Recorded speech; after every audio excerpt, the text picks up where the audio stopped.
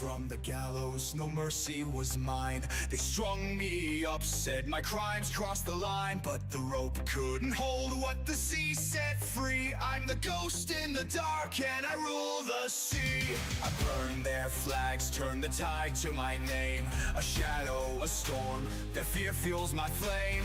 No gods to worship, no rules to obey. The villain was born when they threw me away. I am the villain, the wind's wicked son. The blade in your back when the daylight is gone. With thunder behind me and fire ahead, I take what I want and I leave you for dead.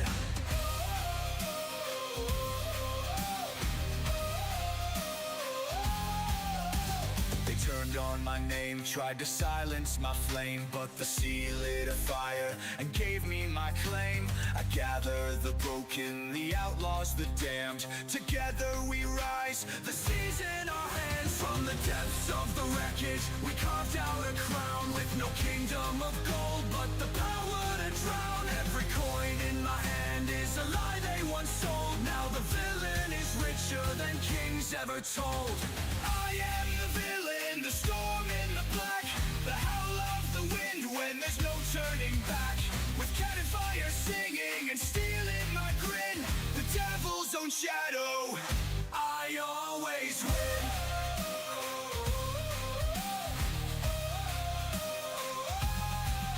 They speak of my sins, but they never recall how their greed lit the match that started it all.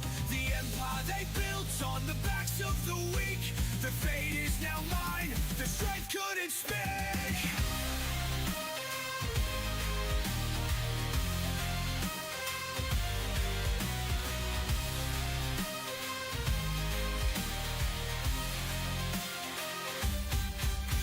I don't ask forgiveness, I don't need their grace. The sea is my weapon, my heart and my place. Call me the villain, but this much is true. I'd rather be hated than bow down like you.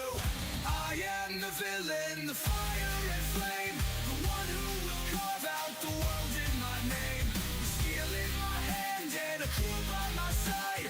The waves are my throne and the storm is my guide. The sea is my ally, the winds know my name. A pirate of legend, I play no one's game. When shadows approach and the horizon turns clear, I strike without mercy, I am your worst fear.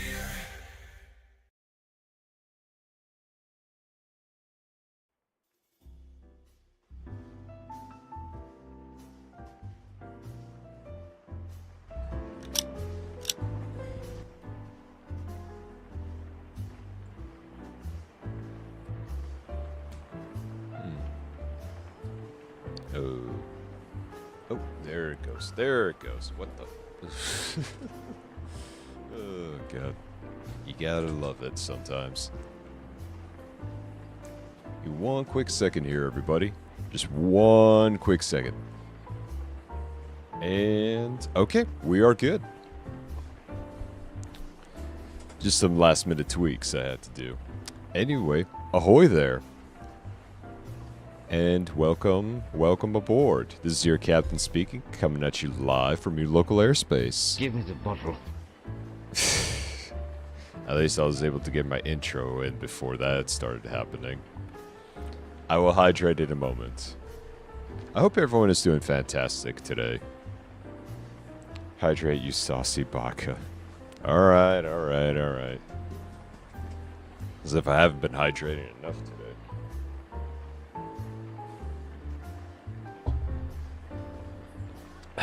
Yeah. Speaking of that, hydration, I hope you are hydrating as well, Andy, as well as everyone else, because good lord. It has been just a heat wave, and I mean a heat wave, for these past couple of days. And it's only going to get more and more like that.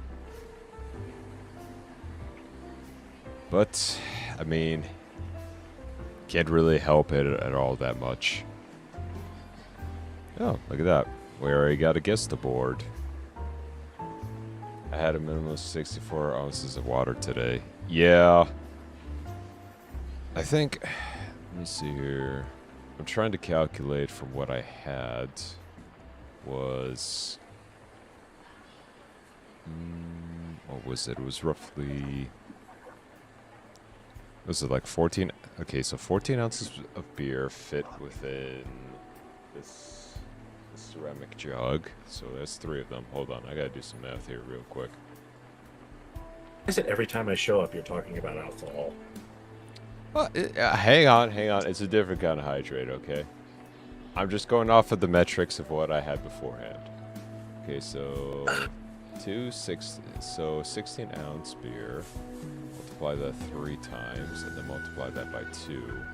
So I had about 96 ounces of water today. Good lord. I had a lot to hydrate today. I feel like I didn't have enough. I know, right? It was hot out today, and that first trailer I worked on just fucked my whole day up. Hopefully the spiders weren't too bad. Well, I kind of felt a... Listen, alright, all I'm saying is I got home, sat down at my computer, texted a few people, and then I felt a tickle on the back of my neck. I was getting a shower before I figured out what it was. Well, hopefully it wasn't anything too bad. No. Probably the most thoroughly I've brushed my hair in a while. Had to cut out a few balls of it that was too tangled to save.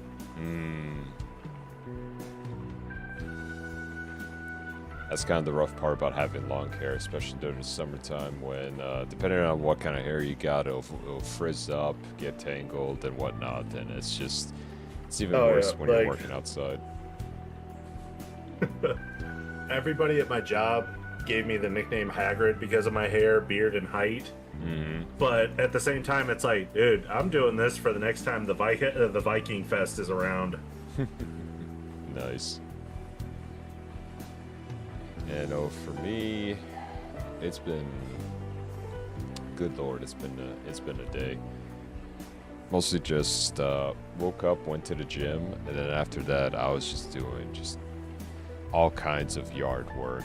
Like, I had to swap out several of my bandanas just because of it. I was just... At that point, I just said, fuck it, and I just turned on the hose, and I just sprayed my entire self down. I'm just like, it is too damn hot for this. Okay, this might make me have to restart my computer, but let's find out. How you doing? Hope you're staying nice and hydrated. Okay, that time, thankfully, did not break my computer. Oh, Strawberry's here, then the other dastardly duo isn't far behind. Possibly. Usually if Strawberry's here, that means Kitty isn't too far. Alright. Oh, shush you. And the infighting has already started. Ever so glorious. You know what, Andy? Keep Strawberry distracted so that way she doesn't go for my coat. That's going to be your duty from now on. Kitty will sense me and come along. It's better she goes after your coat than mine. I can just imagine just someone doing just work of it, just me surrounded by all crewmates trying to steal my stuff. Oh no, I'm surrounded, those poor crewmates. Or it's gonna be like one of those, like, oh no, I'm outnumbered. Now it's a fair fight. I'll try. Joke's on you, I have ADHD. I won't be able to pay attention to Andy for long enough for you to get away.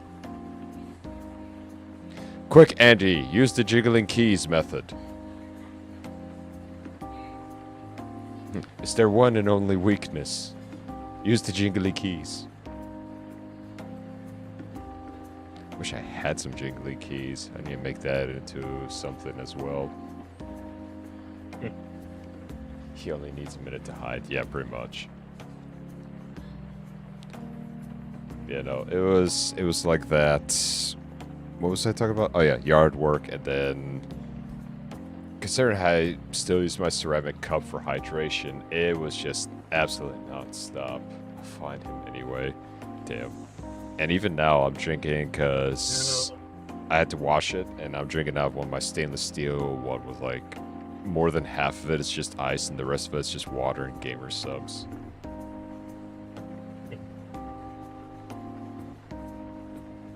But go ahead.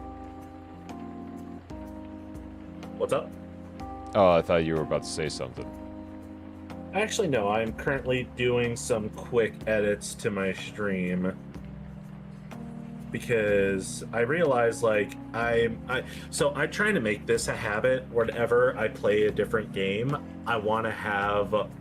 So, considering my layout is a ship, and it's set up to where I can change what's outside of the ship.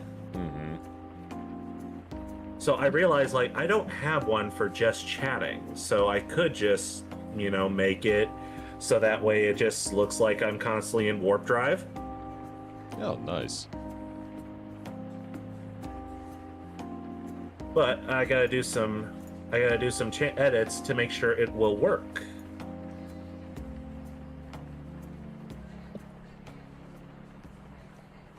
Yeah, because for me, what I usually have is just perfect. like the regular just chat in background, the bar, and then just the background screen for when we go to the scene for video games and just watching videos. Hang on, I have to.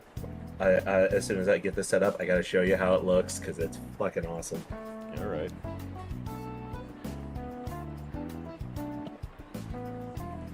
Plus, I thought I'd go with a little bit of just kind of like smooth jazz today, and I thought to myself, you know what? I think Persona 5 just might fit the bill for today.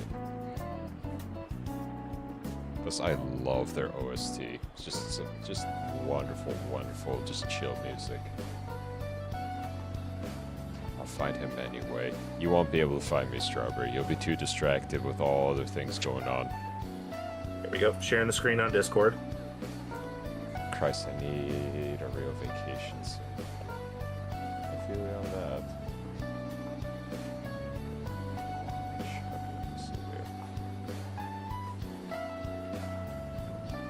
That is pretty damn cool. Yeah, and the best part is, so I can make it whatever I want. Like when I was playing Halo, that's how I had it set up. I play Nice. TCG Shop Simulator. That's what I have it as, and this is going to be my general for when I'm just chatting. I can get behind that. It's definitely something I am so glad that I was able to do. I gotta give my buddy Artie so much praise for this. I cannot thank him enough.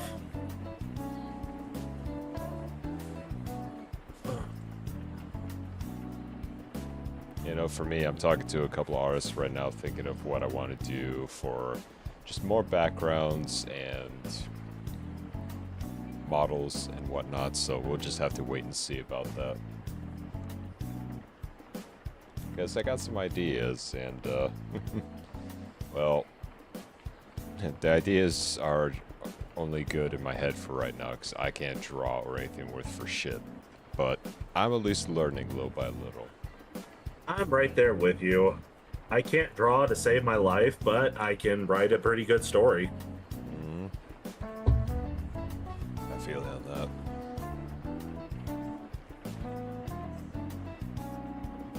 Let's see here.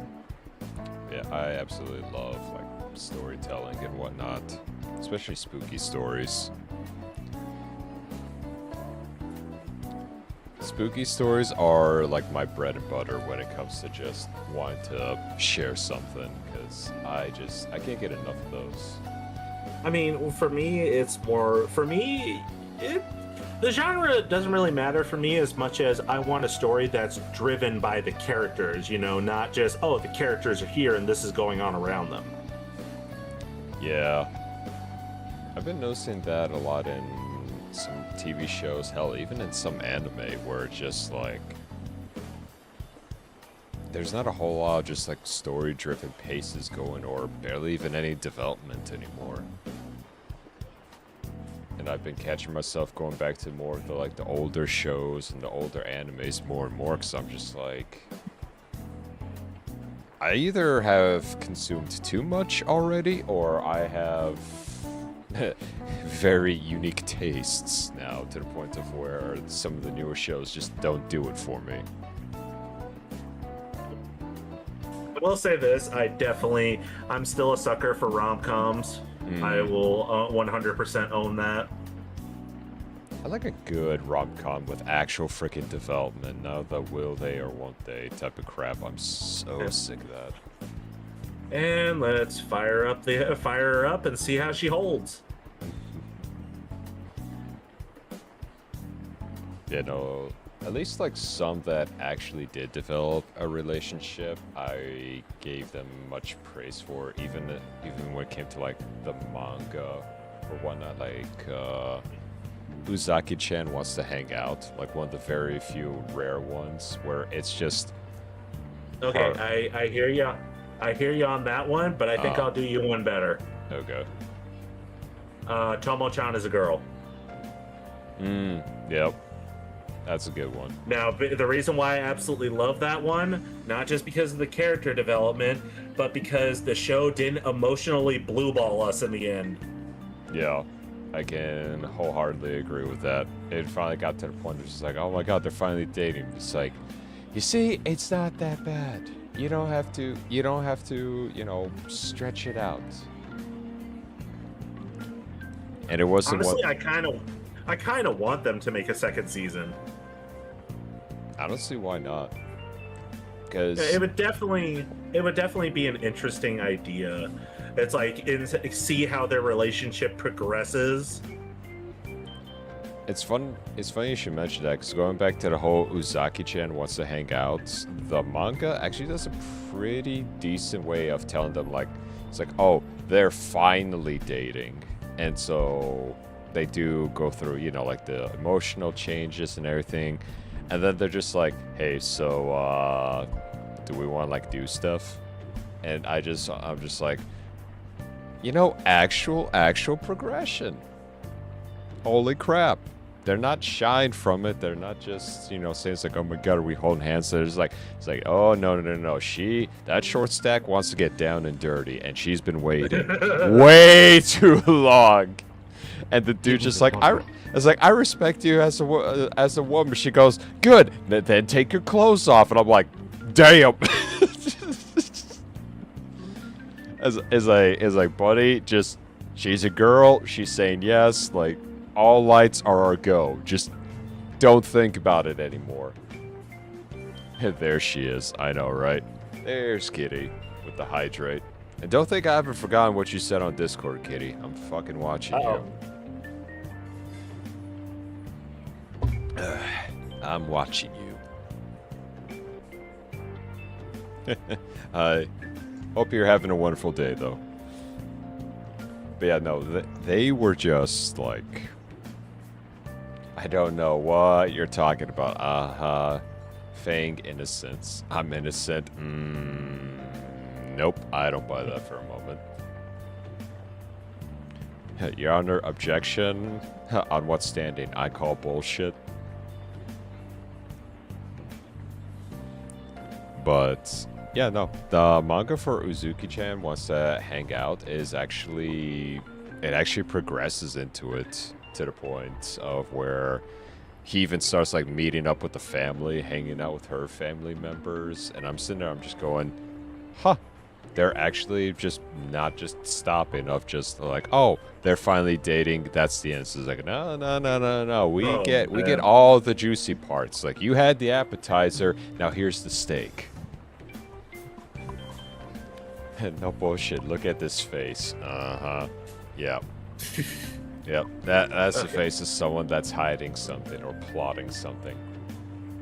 Not to toot my own horn, but this actually is looking a lot better than I expected. I see no reason why you can't just like sit back and admire the hard work you put into. It wasn't really much hard work though. All I had to do was find a GIF of a wormhole. I mean, sometimes just even just putting stuff together, I mean, and learning on your own. it's one of those things where it's like it's not as much the effort as much as the creativity behind it. It's like, you know, obviously I'm kind of thinking where it's like playing Star Wars Knights of the Old Republic, where anytime you were in the ship, there was a good amount of time that you would spend inside the ship walking around while it was warp driving to the next planet, just so you can interact with all the different characters. Yep. That might actually be a game I'd add to my stream list. It's gonna be quite. It's gonna be quite the game to stream. I'll tell you that much. It's gonna be hours upon hours of the. I know. I've played them both. I might get back into playing the Old Republic, even though I'm not a fan of it, just because it kind of felt like it felt like a little bit of a slap to the face, to be honest. Because they had made 2 amazing single-player games, and what wound up happening was then they decided to make the MMO solely because World of Warcraft was on a rampage in the gaming industry at the time. True. And I was one of the very few that did not jump on that train. Yeah, I'm kind of glad I didn't. I tried World of Warcraft with a couple of friends, and one of them is no longer a friend. I prefer single player more than MMOs. I do too. Like, don't get me wrong, I got introduced to Warcraft back for Warcraft 3, and I think I kind of had my fill of it when it was an RTS, and then when they said it's like, oh, it's an MMO, but it's like you have to pay to be there, I just went, yeah, no, I'm just gonna go ahead and beat Jak and Daxter for like the 5th time while I'm waiting for Jak 2 to come out. Like, I'm cool. I'm cool. Never doubt our devious duo connection. I know. I called that at the beginning of the stream. It's like a strawberry syrup. Katie's not too far behind.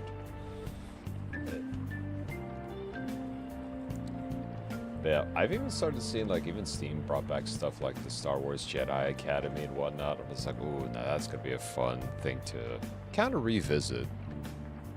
Oh man. It's like, customize how you want to look. You want to be good? You want to be bad? What kind of saber do you want? And I'm just like, man, we don't get enough of this in the other Star Wars games. Well, unless it's... I mean, Force Unleashed did a good amount of justice, at least in terms for the game, for the Star Wars we're games. actually making some good points here, so I gotta take my stream off of the starting soon screen. Bro, like... the amount that was just missed just because I was like, you know what? I always give it 15 minutes on the starting screen before I actually start it up. Not even thinking like, oh, you know what? We're already talking. Why didn't I just start it? No worries. Ahoy, Twister. Welcome aboard. We're just talking about anime and the old Star Wars games. So if you feel like that's something right up your alley, come on in. Hell, you could even join the chat if you feel like it.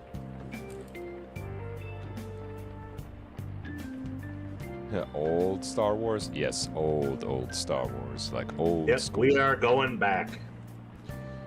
Marty, we gotta go back to the good Star Wars. What? I wasn't paying attention.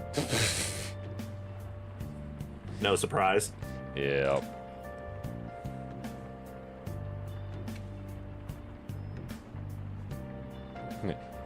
I was like, alright, Andy, I need you to protect the closet. You're gonna need jingly keys and a spray bottle since now both Kitty and Strawberry are here. Just saying.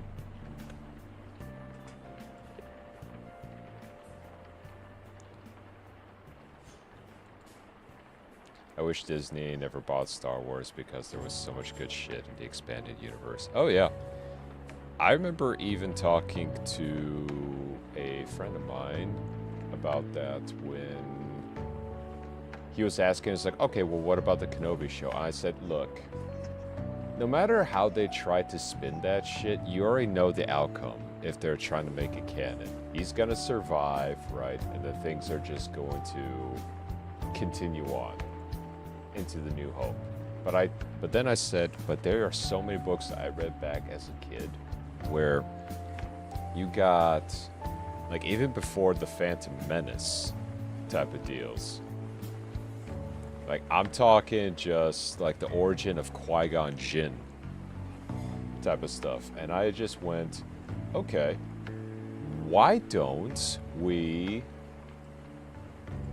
was like, why didn't they just make it, you know, like, you have a younger, kind of more rambunctious Qui-Gon Jinn going down, and then just...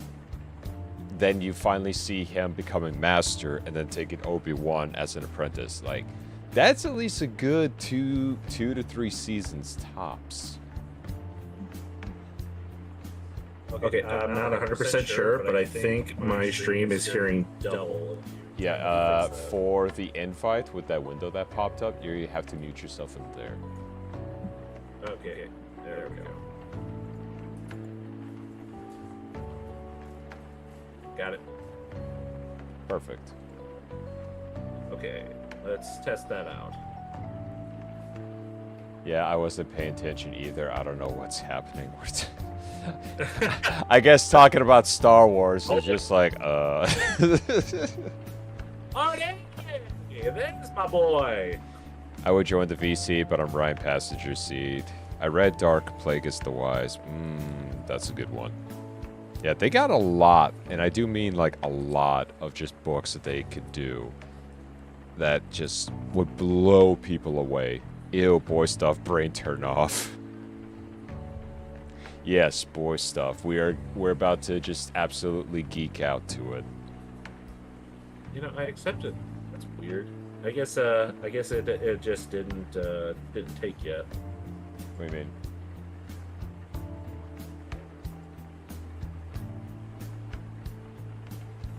Okay, there we go. Now it's... There we go. Yeah. It was on before. I guess I had to click delayed. it. Yeah. But no. So I do have one of my guys in here. My guy Artie, the one who helped me make my overlay. Ooh, nice. I'm about to stream to battle If the he boy starts, stuff. if he starts typing again, you'll see him. Okay, Kitty's gonna battle our boy stuff. Hold your ground! Hold! Just gotta put on a Spartan helmet. Hold!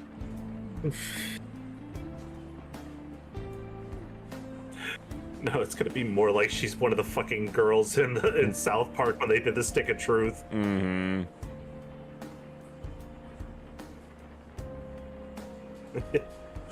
Talking about Barbie. Oh boy. And here we go. Jesus. Thank God my sister was such a tomboy growing up. I didn't have to worry about the fucking house being covered in that shit.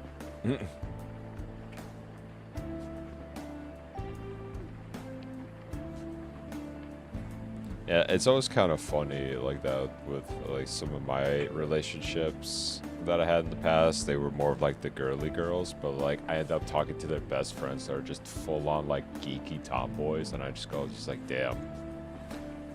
Like one of them was like really into anime and video games, so I just went, damn. She goes, what's wrong? So like, it sucks that we're both dating different people. Bro. I love Barbie. We talking about Barbie. Damn it, Twister, look what you did. This is on you. My bro's cooler than you. He played Bratz with me, and we made them Pokemon trainers. See, that's at least like meeting something halfway. That's like a nice little even blend there. Yeah.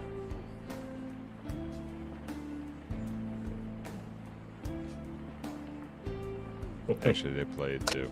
Yeah, like if you could combine like both together with like the action figures and the dolls and everything else, you could meet like a halfway mark. Yeah, much mad respects. It was neither either or. Wait, that was toward me? What was toward me? No, that was toward Jericho. Sorry, Twister.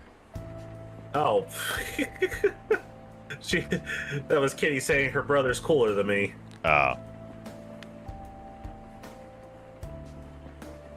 Twister's cool like my brother. I wouldn't know that feeling because I'm an only child, so... Biologically, I only have an older sister, but I do have those friends who I consider more family than I do my own family. Oh, hands down, same here. Some of them are even Yeah. on this chat as we speak. Oh, if we see my friend Ace, I love that woman to death. I would go to the moon and back for her. Mm-hmm.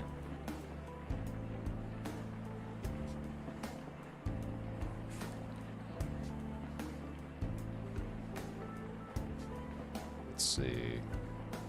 I'm thinking. Andy saying it sucks being the older sibling.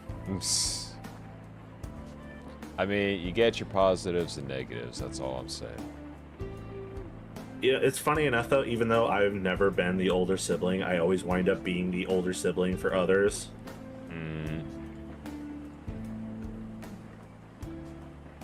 I'm usually just the mama bear of the group whenever it came down to just doing anything. But on my own, though, left unsupervised. Try and stop me. Left unsupervised, you're either gonna wake up next to somebody you don't even know their name yet, or we're gonna have to explain why you came back with a felony. It's like, so I might not be able to come back to Tennessee. What the fuck did you do? You'll never know. I've got a buddy who we call the Florida man of our group. Oh, God. Have you ever seen the movie Delta Force? Yep. This scene perfectly describes him in a nutshell. He's like, "Hey, I thought that court order told you to stay away from cannons. Only in the state of Georgia." Gotcha. Yep. God, I have not seen that movie in such a long freaking time. We're going to a place filled with sand and sunshine. Palm Springs, Fallujah, Iraq. I'm just like, oh my god. And that actor, he did such an amazing job. Oh god, I'm trying to remember who that was now. It was, god, what was his name? Okay, this is gonna drive me nuts. Yeah, I'm looking it up right now. Wait, that was Keith David? Yeah, that was Keith David, yep. What the fuck? God damn, that guy is literally in everything. Yep. Keith David was absolutely hilarious. And then when I saw him again, what was that one TV show? They were actually stationed out in Florida. Oh, fuck, what was it called? Again, yes. It was so that good. man will take anything that has a paycheck. Yeah. It was the one where, like, the dude pretty much punched his CO in the face, and he got put into the Florida base. What was it called? Wait, is this the one where it turned out two of the people at the base were his younger siblings? Yes, that one. I know the one you're fucking talking about, but Yep. I can't remember the name of it. Yep, I can't remember it either. I never actually watched it, but I kept seeing fucking commercials for it. Hang on. I'm fucking... Enlisted, that's what it was. Yep. Yeah, no, Enlisted was absolutely fucking hilarious. Like, he was even in there, just... Oh, God, it was... That TV show was so goddamn good. He was literally sitting out there with, like, the main dude having a beer. He had a baseball bat. His daughter's date showed up. It's like, get your ass back in the car, you IKEA-looking ass motherfucker. He just chases the dude off. And I'm like, bro. He sits back down. I love being a dad. I just could not stop laughing.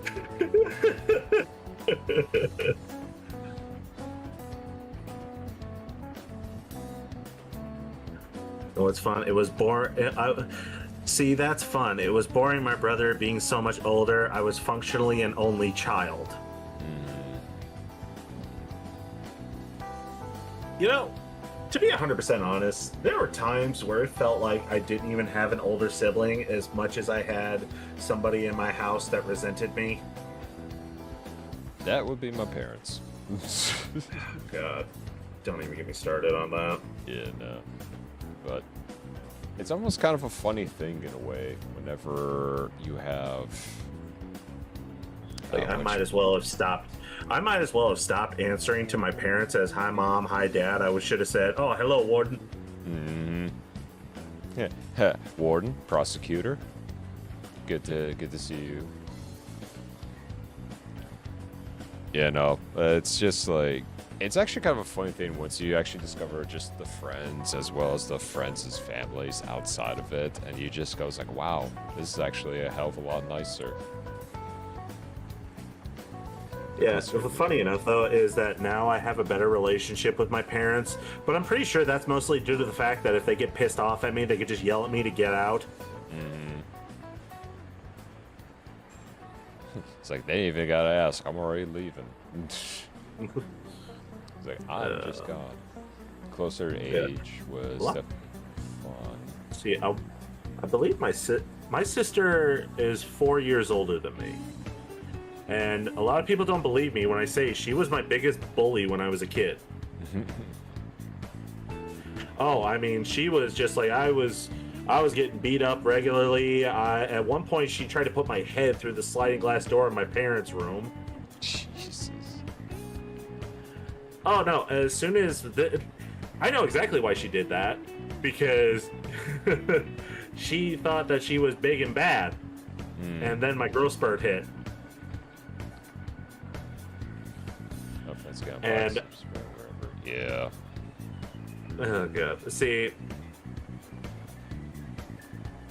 but when she finally realized, like, yeah, I'm too big for her to keep pulling that shit because I'm gonna fight back now. Mm-hmm. It was her high school graduation party, and she kept on, taking jabs at me. And when I finally had enough and put her in a headlock, she started screaming bloody murder. I was like, stop. Yeah, no, I was like, stop whining. I'm not even putting pressure. And then when I finally did let her go, because my dad yelled at me to let her go, that's when I realized why she was screaming. She had these chandelier-like earrings in her ears, and one of them hooked the sleeve of my flannel. Yep, that'll do it. Yeah, so I almost ripped that bitch out. I mean... Oh, it was still hooked to my sleeve when I let her go. For years of pain, I mean, that's a small price to pay for a comeback, I'm just saying. Yeah. Mine was actually a little bit more... aggressive. So, back in my neighborhood, I had 3 other friends, one of which I still talk to. And I used to be the smallest kid on the block. So I got bullied a lot. Like, a lot. But when I hit my growth spurt, like, they couldn't necessarily, like, physically try to do anything. But they were still trying to take jabs at it to the point of where I lost it a little bit. And I wasn't looking where I was swinging my arm. And I accidentally punched an entire window through. And they looked at me and they just went, okay, I need you to calm down. It's like, you need to back the fuck up is what you need to do. And ever since that happened, number one, I had to apologize to the manager of the apartment complex for breaking the window. And number 2, they didn't mess with me after that. BRB. Nowadays, it's less physical and more mental. Yeah. Like, okay, here's something for you. This was the law enforcement class, the one I told you about, where the police dog bit my hand. Mm-hmm. And there was this one kid, because this was a career center class, so it wasn't just my school; it was schools from the entire county. Oh, jeez. And he came from, like, the preppies. I'm not gonna. Well, actually, I can't really say preppy, but the more entitled school. And he always had this pissy attitude toward everybody, like classmates, the instructors. You just knew he was going to be a problem, and he acted like hot shit because he was a quarterback on the high school football team. Yeah. So yeah, he was one of those, but he was also like this Mexican kid that was 5'2". Why'd that just make me think that I like that one dude from Longest Yard? Brucey. Yeah.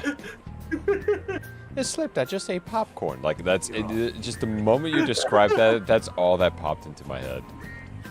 Jesus, if you're listening to me, if you help me out right now, I promise to stop cheating on my wife with black guys. Amen. And I'm just like... Then he got headbutted by Terry Crews. That's it, Bruce! And bam! Just knocks his ass to the ground. That bird, his name is Ronnie. Tell Ronnie, well, tell Ronnie you got knocked the fuck out. One of these days, we just need to have a movie day. Oh, yeah. Or fucking when they're practicing, he's like, nothing a quarter pounder can't fix. Just literally pulls it from his jock strap. He's like, oh, did you put cheese on it? Okay, one last part of ADHD, and then I'll get back to the story. All right. My favorite part about The Longest Yard is for a while, Terry Crews basically was Cheeseburger Eddie. Anybody who would go up to him and say, hey, man, you got a cheeseburger? He would actually reach for his pants. That man stayed in character no matter where he was at, and I fully respect him for that. Oh, yeah. Movie night. But, continuing my story, Strawberry got very excited as soon as she heard movie night. I might actually end up start doing movie nights on like the days off, or at least like maybe something after stream during the weekends, so everyone could just kind of chill, relax, and whatnot. Oh, hell yeah. We'll do like a theme, or I'll put up a poll on the Discord, and I'll just be like, okay, so like here are the movies that I think would be fun. Like, so we'll do some new ones or some old ones, and then, you know, holidays come around, like Halloween we'll do scary movies, Christmas we'll do cheesy movies. It'll be a lot of fun. Oh yeah, without a doubt. But where was I on the story? Oh, right. My instructors had brought in, actual equipment that they had used when they were on the force. And so every now and again you get the one student who goes over there and tries to play with everything. And he put on one of the instructor's belts, grabs a hat, and then he's like, "Oh, Mr. Barber, do you think I would make it as a police officer?" And without missing a beat, I snapped back at him at my desk, because I just had it with his shit at this point. I looked at him, I said, "With your attitude, you'd be lucky to make it at fast food." And he tried to chest up at me. He goes, "Well, why don't you get up and say that?" I looked at him, I just go, "I don't need to. We're already eye to eye." Whole class starts dying laughing, and then he tries to say, "You know what? Just for that, I'm gonna make sure I'm one of the canine unit just for you." He goes, "What? So somebody's gonna be scared of you with a chihuahua?" He tries to pull the race card on me. He goes, "What, are you saying that because I'm Mexican?" I'm like, "No, I'm saying you're short and brain dead. So is the dog." It's a perfect fit.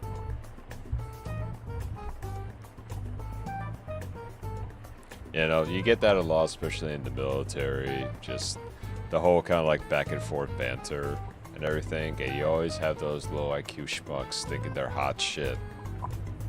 Oh. It's like you either get those people who just feel insecure about themselves, so they're just going to be the biggest prick to everybody else. Pretty much.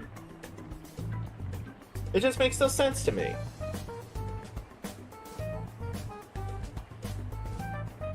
I still remember we had this one dude who talked a whole lot of shit, and I had that look on my face that looked like I was gonna just pull some bloody murder and get an Article 15 right then and there. And the instructor goes like, hey, it's okay, just calm down, it's fine. He was like, you know how they say, silence is gold? And I looked at him and I'm like, oh yeah, duct tape is silver. Do you have any? And he just goes, you're not about to wrap him up. It's like, I'm going to leave him outside in the pole in the nice California heat and just let his brain kind of marinate a little. Just find the nearest tank and strap him to the barrel. I mean, hell, we even had just like regular just power poles. Like, that was more than enough. The instructor just goes like, yeah, that's funny, but we don't have any tape. I'm just like, oh, don't worry, I can improvise. Wait, I like this one from Strawberry. Hey Jericho, what the fuck does that mean? The dog was definitely smarter than that, asshole. I mean, not wrong. Oh, love it. Definitely not wrong. He was like, God, everybody who came from the same school as him, just entitled as fuck. Humility was not one of the subjects. Dude, oh man. So you get taught that the hard way. Without a fucking doubt. I'll tell you right now, there was one guy in there, and he was talking about, it's like, oh, I've already wrecked 3 trucks. It's like, you're not even out of high school yet.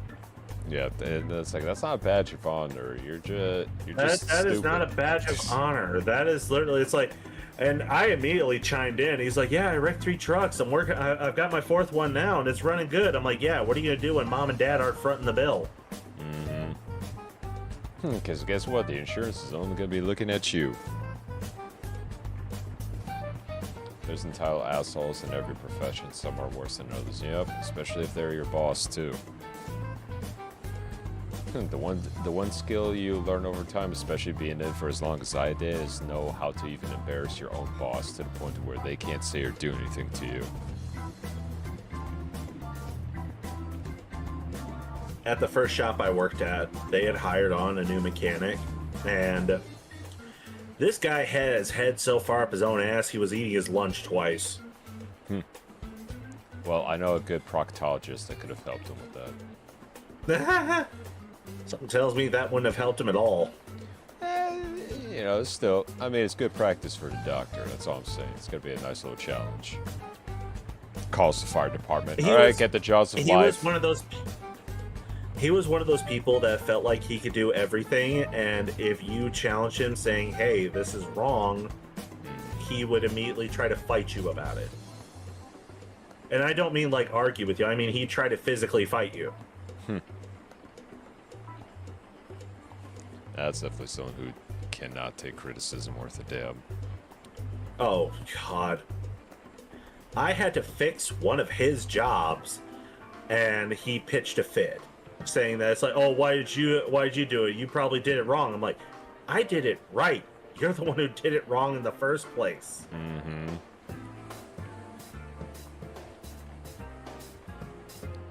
But something tells me you just kind of what. At least for me, what I usually do, especially with the higher ups, there's like, ain't no way like this is gonna work, and everything else ends up working. I just stare at them. Or if I tell them, hey, we can't do this right now due to safety reasons, they do it anyway, and then they get chewed out from the higher ups. What I always loved hearing is that they would say, why didn't you tell me this? I'm like, I did. Now I just get to watch you crash and burn. Which is why I'm the safety supervisor, and you are not. Congratulations, you played yourself. As I'm just sitting there, just like sipping on coffee, just taking care of the safety report. Yeah. It's like, this person has violated this, and this OSHA violation, and I took my sweet time typing that email out for command. Yeah, that guy wound up eventually getting fired because he got caught. Because when we would take road calls, our trucks had gotten GPS tracked and also camera tracked. And he got caught unplugging the dash cam.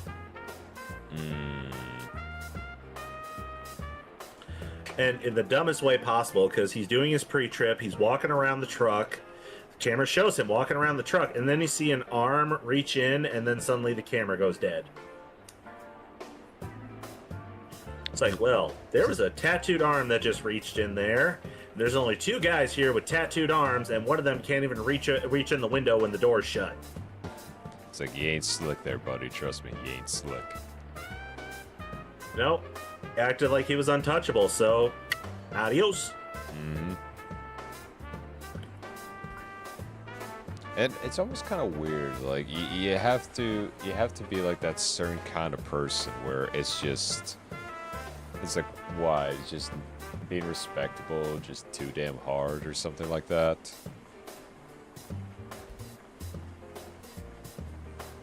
Or they just can't embrace the silence or being ignored for like 5 seconds, which I always found to be kind of a weird thing sometimes. It's just like, dude, you don't have to fill the void with some bullshit. Just chill, relax.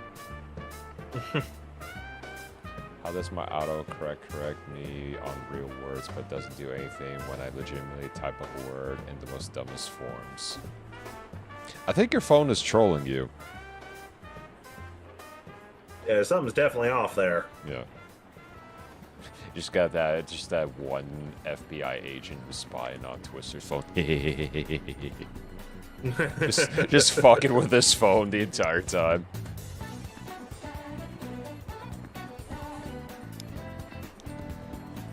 Oh goodness. But yeah, it's. Yeah, that shop had probably the... God, that shop had one of the worst managers I ever had to deal with. And because, okay, I made the dumb decision of working for them twice.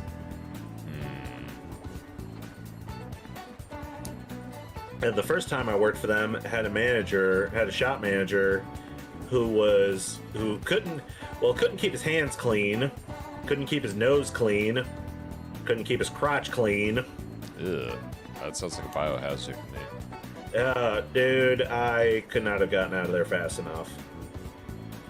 And this guy showed up more times off the clock drunk than he did on the clock sober. And I'm still contemplating the sober part. Which kind of surprised me, because I know a lot of times if you catch someone like that, companies can breathalyze you on there, or at least depending on their policy. Yeah, but I don't know what fucking thing was going on with him, but what wound up happening is he got our best guy fired to save his own skin. Did they eventually find out afterwards? Oh, they knew. They knew he was just throwing him under the bus. So here's the whole point of it. One of our best mechanics, this was when I was still just a tire tech.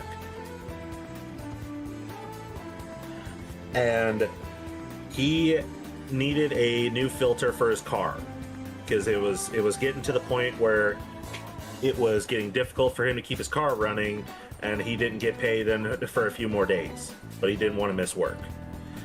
So manager immediately looked at him and said, "Hey, how about we use the company card?"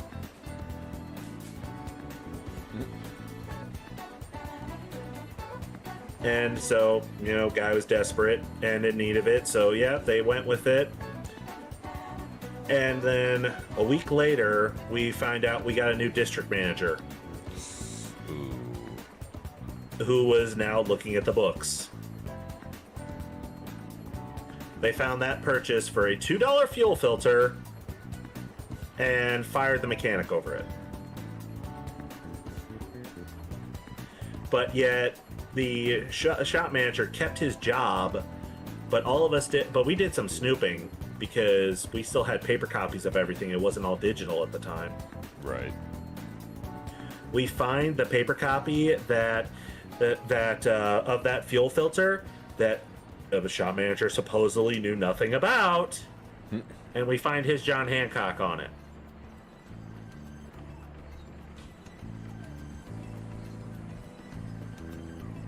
That was the breaking point to where I was like, yep, I gotta get out of here before he tries to pull some shit on me next. Absolutely fair. Let's see.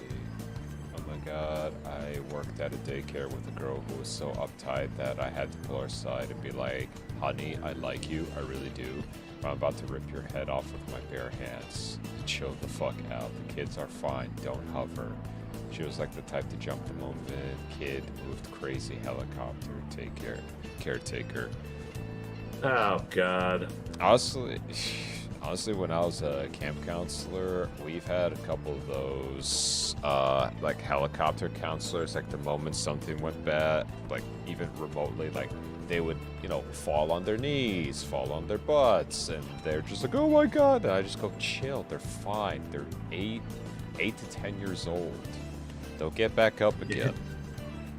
The kids are durable. Yeah, it's just like they're fine. Okay. I mean, I had a few kids that came up to me with like scrapes. A couple of them were bleeding, and I'm just like, it's fine. It's just a little bit of blood. And I would just look, and I was like, "Does it hurt?" They go, "Not really." And I just go, "Yeah, see, that's perfectly fine. We'll get you cleaned up, patched up, and you'll be out there playing dodgeball in no time."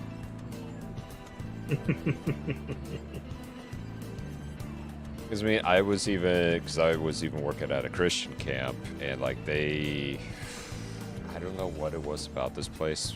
Like, maybe because it was Catholic, but I was just like, every single time, like breakfast, lunch, and dinner. After that, it was just an hour of like Bible studying, skits, and just sing-alongs to all these like praise God songs, and that was just driving me up the fucking wall. So whenever it was just my time to be a counselor, right, just my time, I just went, you know what? We're just gonna have fun. We're gonna have like actual camp fun. So, I take her out to like, aren't we supposed to be doing the Bible study? I'm like, listen, your parents dropped you off for a full week of camp, right? Camp. If they want you to study the Bible, they would have taken you to church and left you there for a week. Y'all gonna learn to have at least a little bit of fun. Scariest part about that whole thing was the fact that after I was done, mine were the most behaved kids, because number one, they got, all that sugar and energy out of them. And number two, when it feels like camp, you ain't got to worry about anything. Right? What did I just walk into? Oh, we're just talking about different kinds of work. And people that we had to quote-unquote tolerate for a time before we couldn't. And then Strawberry was about ready to rip someone's head off for just being a helicopter caregiver, which I completely understand. I would pretty much do the same thing. It's like they're kids. They're going to be kids. Yeah, Let them be kids. It's like the same way whenever I hated it when some of my teachers back in elementary school were just like, "Why can't you all sit still?" "'Cause we got too much damn fucking energy, that's why." Oh my God. It's like, you can't force my ass to sit still when I want to go outside and do shit. I'll tell you right now, I could never do my sister's job. My sister is a high school teacher. Oof. I could not do that job because I'll tell you right now, you would go into my class and everybody is staple gun to their chairs.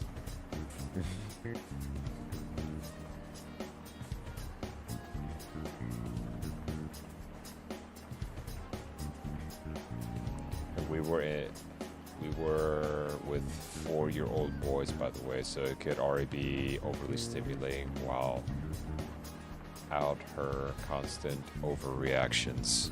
Yeah. Like I said, because, especially as a camp counselor, I'll say this much, that camp was kind of weird in terms of okay, it's like the boys will only have the boys, the girls will only have the girls. Sometimes you're allowed to have the two kind of converse, but then after that it was just strictly separation.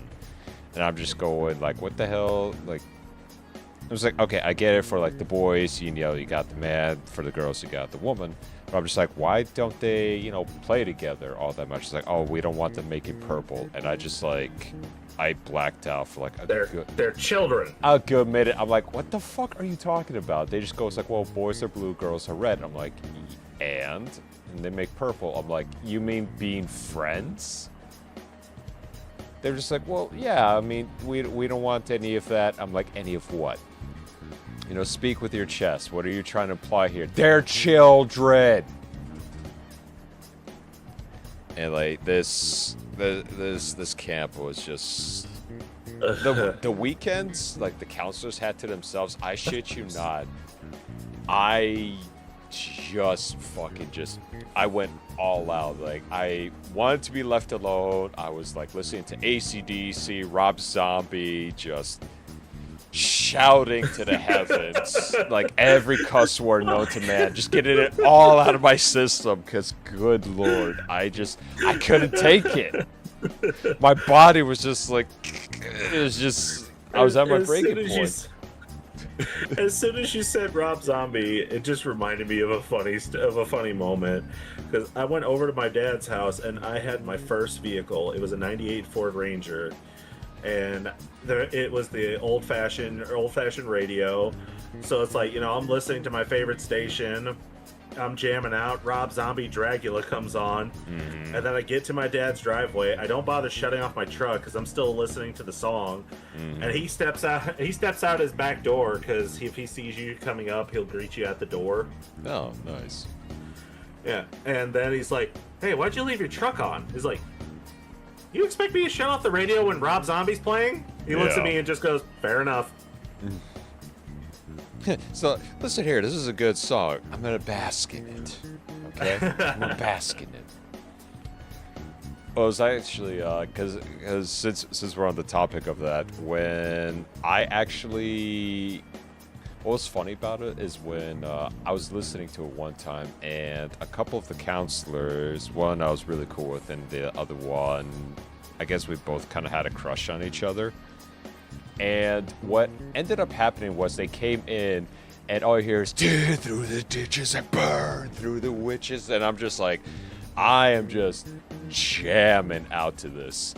And they just come in, they're just like, "Are you listening to the devil's music?" I'm like, hush, it's good music, okay? It's good fucking music. It's like, how dare you imply anything otherwise? That's another reason why I'm so glad my parents didn't try to force religion on me. Yes, we went to church when I was a kid, but as I got older, we stopped going to church, and my parents were just like, "Yeah, we don't care if you're overly religious, just as long as you're at least going to be a decent person."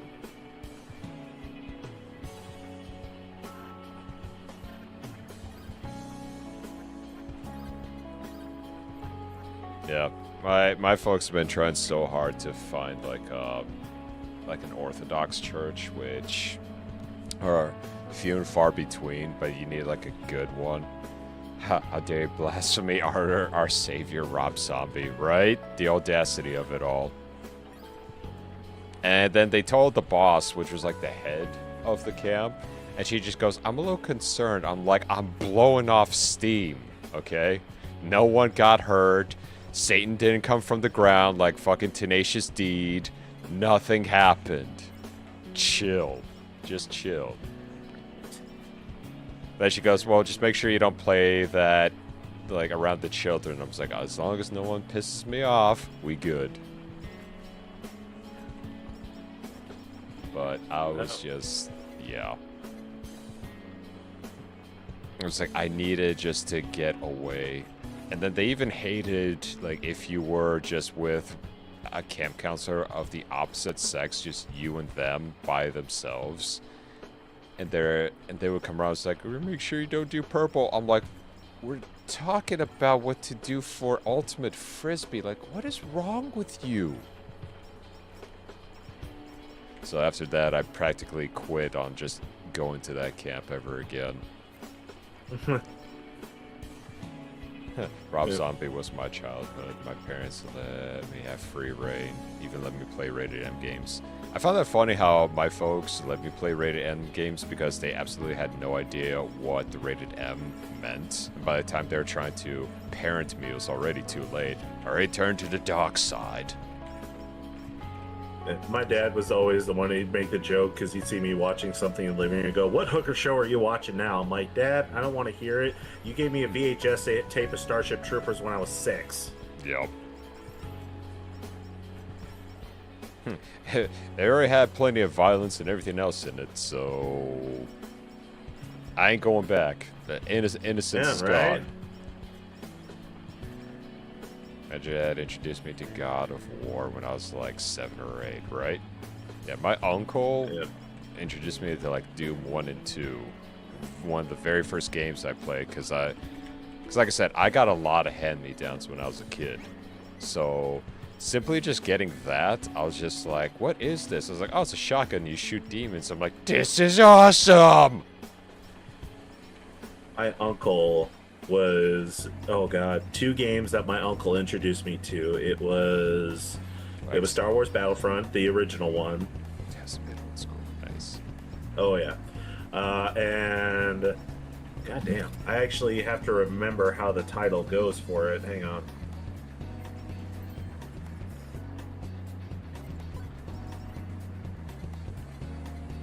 Damn.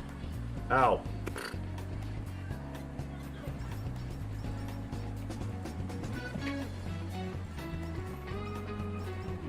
Yeah, the original Destroy All Humans. Oh, I love that one. Let the probing commence. My first horror game was Resident Evil 0 at 5 years old. Nice. But your dads are cool. Mine used to take me hunting and not let me shoot anything because it's sad for a girl to kill things. Are you kidding me? My dad and my sister were constantly trying to compete with each other to see who could get more kills. Mm-hmm.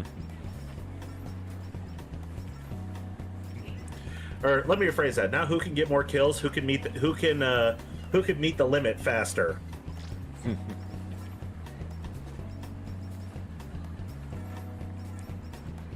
I do their songs for karaoke. Nice.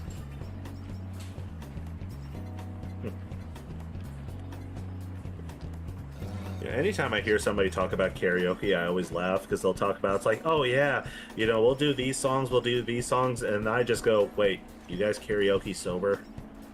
Yep.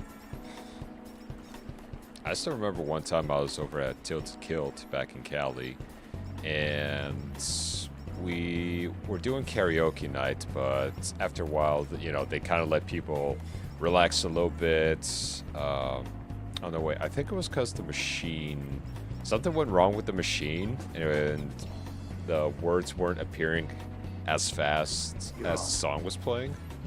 Hydrate, I will hydrate. So, as they were trying to fix it, now, Tilted Kilt has a very kind of like cabin-esque type vibe to it, which I really like. So you got anything from like rock, alternative, hell, sometimes people even put in a little bit of jazz. And I was thinking, oh, I want to put on like some old school stuff, like Warrant, Joan Jett, something fun. And I'm behind this one girl, and she is loading up the next 3 songs, right? With like Justin Bieber. And I'm sitting there and just looking at her. I'm like, you can like what you like, but you gotta kind of have to read the room a little bit too. And what ended up happening was, instead of all that, if you paid more, right, you got to hear your songs first. So she paid like $10. I paid a good $20, and I put on stuff like Dorothy, Dropkick Murphys, like anything and everything. Night, Andy. Have a good one. Also, let me read some of these. I'm going to bed tomorrow. I did Target 2. I was in Rifle Club. Nice. I can't. I'll die of embarrassment. That's what the liquor's for. You don't have to remember the embarrassment. But back to the story. So I started to sit down, and she looked right across from me because she was just like, man, I cannot wait for the next songs to come up. Like, she's like feeling all proud because she's gonna change the vibe. I'm like, yeah, me neither. And then as soon as it ends, she's about to get up to dance, right?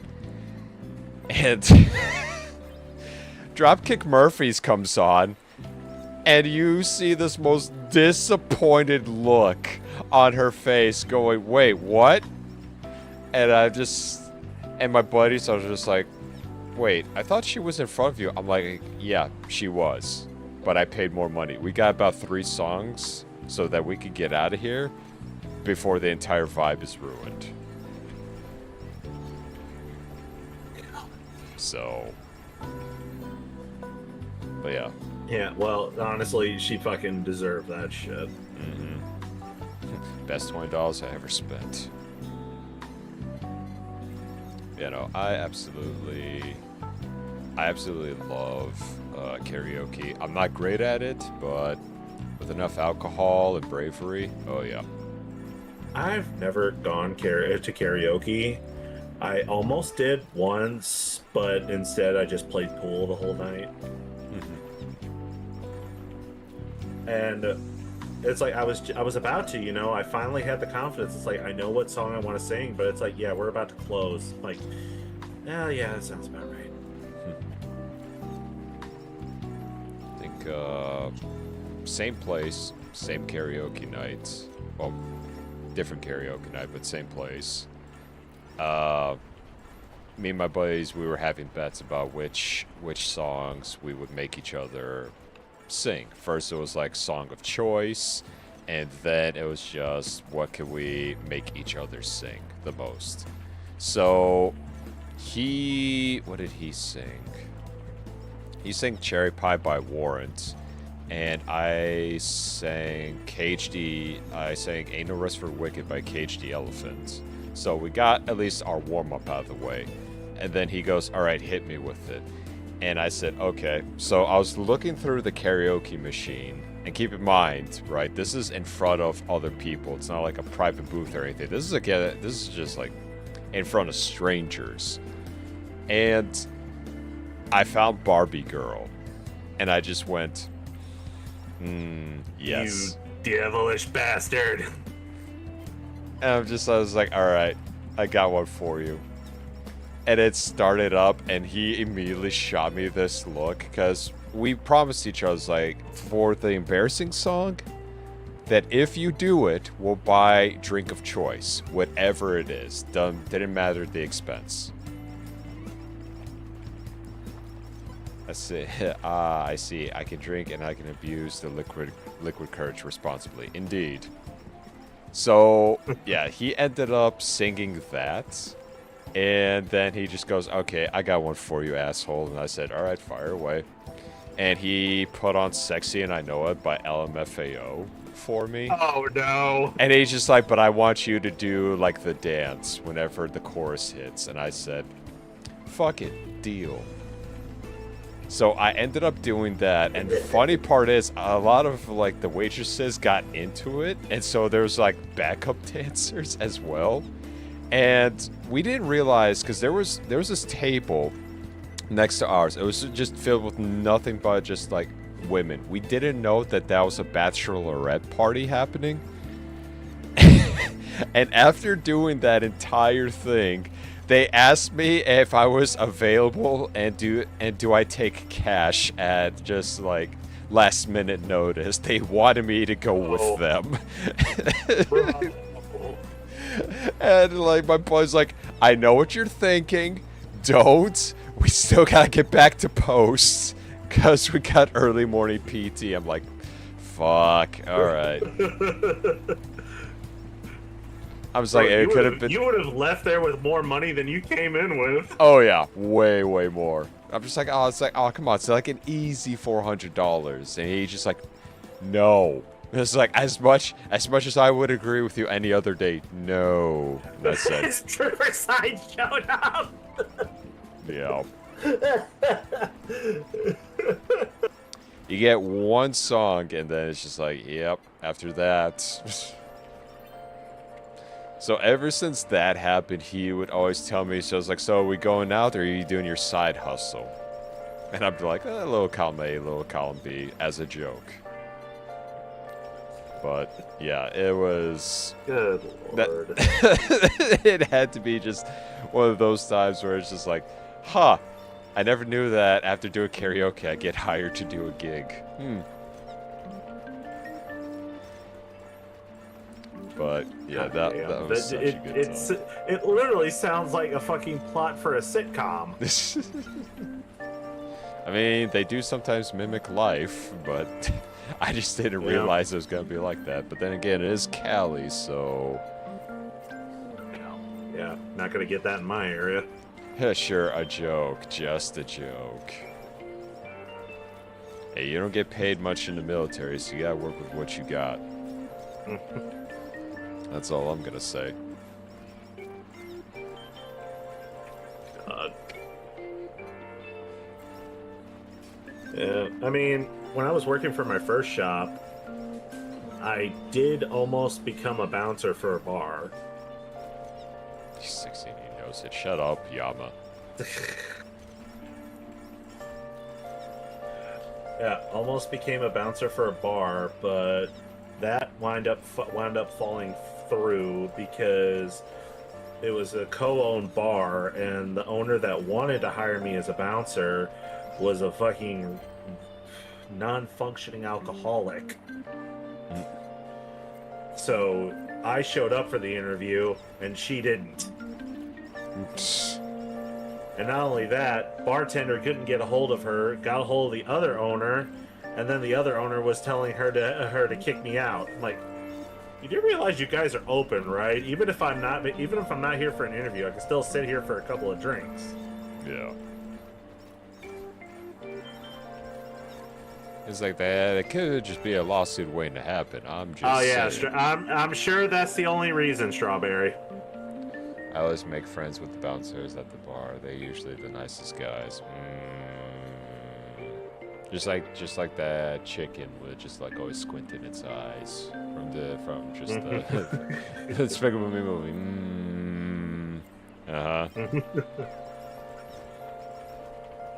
Just giving the dramatic side eye. That's there. I smoked with bouncers. It really just kind of depends on the night and what they've been going through. Also, some of the ones that at least I have met, they're just like, are you going to be a problem tonight? I'm like, bro, I'm just here for a drink. And he goes, thank God.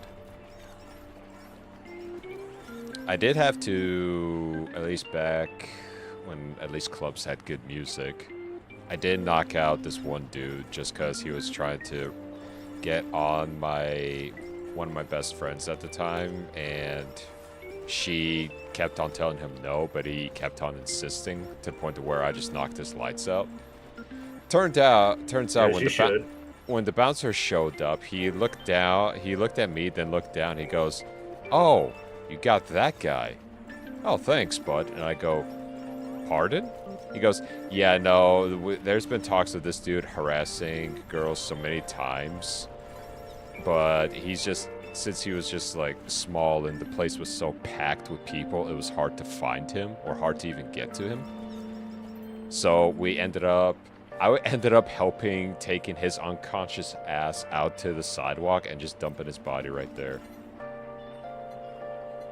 My father was a bouncer at one of the local bars back when he was still physically well, and he didn't have many stories like that as much as he did absolute horror stories, and some of them literal horror. Because, fun fact, the bar that he bounced on was built over an Indian burial ground.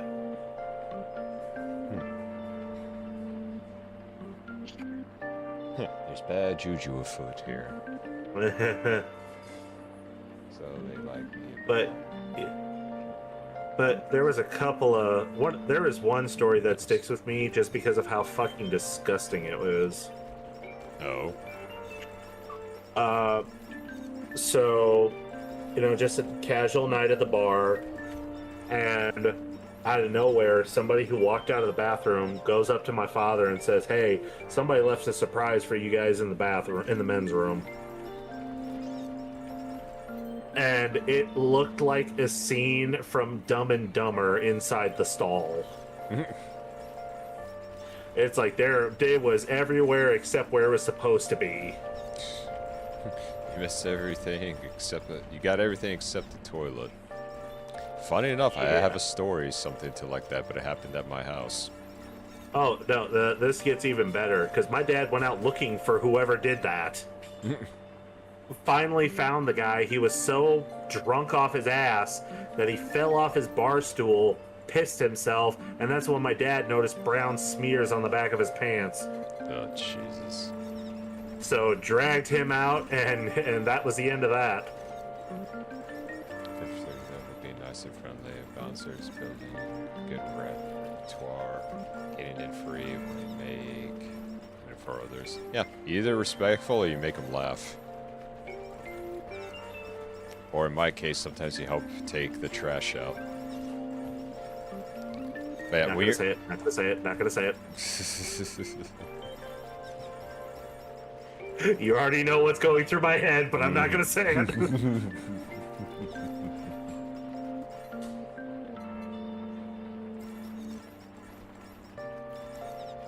But when you were talking about that, it reminded me of when it was just a simple guys' night over at my place. We were having a bonfire, and it was one of my best friends' his 21st birthday, and he, like, we both got him some pretty good stuff. I got him some private stock for rum, but my other buddy, he got him, what was it, Crown Royale, fuck, what was it? Crown Royale Maple.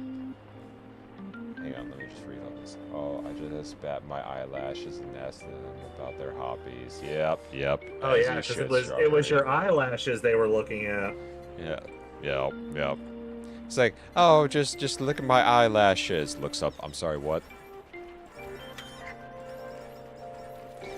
But going back to it, so we're all sitting outside, but we just decided, okay, well, bonfire's good and all, but it's getting a little too warm, even for my taste. So we decided to head back inside. I had no idea that this dude started double fisting both the private stock as well as the Maple Crown. Then no cover fee. You women have that kind of power. It's the hypnosis, you know, they sway from one side to the other like in K-Show, and then you're just hypnotized. But anyway, back to the story. So I didn't know this dude was double fisting it, because for one, I tried the Maple Crown, and it tasted like absolute fucking maple syrup. I hated it. But he was trying... So his excuse at the time was just like, oh, since you guys bought both for me, you know, I felt bad if I had to drink one over the other, which I'm like, I didn't care if you didn't drink any of them and just waited until after you got home, but his birthday, right? And so, you know how it gets to the night, how you could tell when someone's, like, on going into, like, the bad side of the liquor? Like, you can start telling, like, they're not being as active, they're sitting around a lot more, kind of staring off into the distance. And he's, like, locked in the same position in my chair for a good 20 minutes. He goes, I'm going to be right back. And I'm just like, you going to go puke? He goes, nah, I'm not going to puke. I'm like, it's fine if you're going to go puke. Shush, we both know that not what they were looking at, but they like when you play dumb, and it helps my wallet for the night. I have to use my talents to get people friendly. Yeah, I gotta crack jokes. Am I proud to know it? It helps? No, but I am genuinely nice to them. Make a cap for me. I don't know. Wholly agree. I'm just saying, if you got the resources, use them. So, now, keep in mind, like, after he told me that he's just like, I'm just gonna go to the bathroom for a little bit, he didn't come out for like a good 30 minutes, but he turned on the fan and everything. And I'm just like, yeah, he's definitely puking in there. He's puking. But, you know, I already knew. Oh, no. And so he comes out, right? And he is, like, proud. He is just proud. And he just goes, I made it, and slowly starts walking back to my chair. And what got me the most was my bullshit detector went off. Like, I was pretty hammered myself, but I was at my own house, so I didn't care. I'm not going anywhere. But my bullshit detector went off. So I went into the bathroom, and I shit you not. I'm gonna give you a proper description of my bathroom. If you walk in, you see the sink first to your left. Then you have the toilet, and then there's the bathtub. All right. Explain to me how I found vomit in the sink, in the bathtub, little bit on the wall. The toilet? Totally clean. Oh my god. Totally clean. God, And made it a before scene from The Exorcism. and before I could even say anything, I get out of the bathroom and I'm about to, like, you know, just fucking corrective action his ass. He's already passed out in the chair, so I'm like, well, I can't talk to a corpse right now. So I ended up cleaning up all that shit, and I was just, the entire time, I was gagging from it all. Oh, And then the next day he just goes, he goes like, sorry about what happened. And I just goes like, I was flabbergasted. How the hell did you hit the sink, paused, and then decide to hit the bathtub? What, was there like a bigger area for you to hit or something? He goes, I don't know. But like I said, the toilet, totally clean. Nothing in it, nothing even on the bowl. Hell, nothing even around it. Just clean. And I sat there and I'm going, how? Like, I want to know what happened with this pause. What was with this pause in between? And just oh damn. real quick, I gotta back out for a quick couple of minutes. I gotta make a quick phone call. Yeah, no worries. We'll be here. All right, so yeah. Has anyone got your art, like drew something? Your buddy got a demon out of cap. He did, because trying to double fist both Captain's private stock as well as maple syrup Crown Royale at the same time, mind you. I was surprised he even lasted that long. Because I had one sip of that maple, and I was just like, I ain't touching that shit with like a 10-foot pole. That and like when I had a Ford Loco for the first time. That shit was nasty. One got spiders and the other one prideful. That witch OC. Thanks, why I use a bucket. It's more convenient. Yeah, true, but like, here's the thing. From the chair to the bathroom is just, it's less than 7 feet away. I'm still flabbergasted to this day about like how the hell only the toilet was not the victim. Like, the toilet should be the only victim, but everything else became the victim. I don't know. I don't know. But yeah, that's just like one out of many just drunk stories that I had at my house.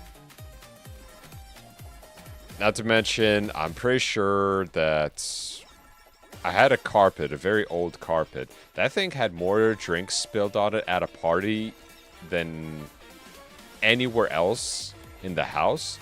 It was almost like the carpet was part of the party, like drinking along with everyone, because that thing suffered every kind of liquor known to man. And it still didn't stain or anything else like that. But I had to wash that thing vigorously. Oh, God. We used to drink Ford Locos in the local park, and when we shouldn't have been back in the day, don't know how I survived. Oh.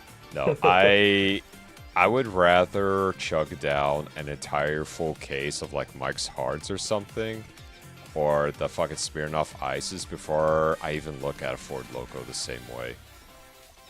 Even one of my buddies, he tried to give it to me back in the military. It's like, I don't fuck with that. It's like, oh no, they changed, they changed the recipe. I don't give a shit. I'm not touching it. My body is physically just rejecting this thing. You do not understand. I hate this drink. It's like, it's the same way. It's the same way. That's how I felt after that. Oh, yeah, go ahead. That's how I felt after I got that shot that had the consistency of molasses that I told you about. Oh, When I yeah. smacked my head off the bar several times. Yeah, no. If I'm doing anything like out of the box crazy, I'm doing stuff like the Four Horsemen or the Incredible Hulk. But if it's just like something that I take one look at and I go, I am really not gonna survive this, and I'm really not gonna like this either.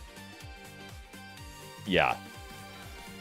You know what's good? A combo, 4 Loco beer and Haid liquor. That's a winner. Yeah, nah. Oh god. Here's a. You want to hear the story of my 21st birthday? Sure. Yeah. So my 21st birthday, I was working at Menards at the time, and I originally wasn't going to go out drinking on my birthday because I wasn't going to get paid until that following Friday. And my dad surprised me because he picked me up from work. I didn't have. Well, I had my Ranger, but it was in the shop for repairs. And so it's like my dad picks me up from work, and he's like, "All right, where do you want to go?" I'm like, "What are you talking about?" He's like, "Oh, we're going to the bars. I'm buying your drinks tonight." At that point, I just looked at him and was like, "I'm glad you're my father." I didn't say that. That would have been cruel. I'm glad you're my father. But, you know, we went to one of the local bars, and sadly, that local bar does not exist anymore. And honestly, it was a mistake going there at the time because, one, it was karaoke night. And it was karaoke night, and the only person doing the karaoke was the owner, who, for one, made me look skinny at the time. I'm not gonna shit on him because he has passed away, and I actually did. He actually got cleaned up and started doing better for himself, and I was sad to hear that he was gone. But he was drinking himself half to death. Like, he was taking shot after shot, had this big margarita glass that was the size of his head. I just had a beer and a shot of whiskey, and that was also where I realized, like, yeah, I'm definitely not doing anything with the poker machines because this lady walks up absolutely hammered, and she goes up to the bartender, because I guess they knew each other, and goes, "You need to keep me away from those. I just lost $600. And I'm just standing there like, holy shit, I could not lose that much at once. And also the look on her boyfriend's face told me that was not her money she just lost. Oh yeah, she's definitely walking home alone after that. Oh, man.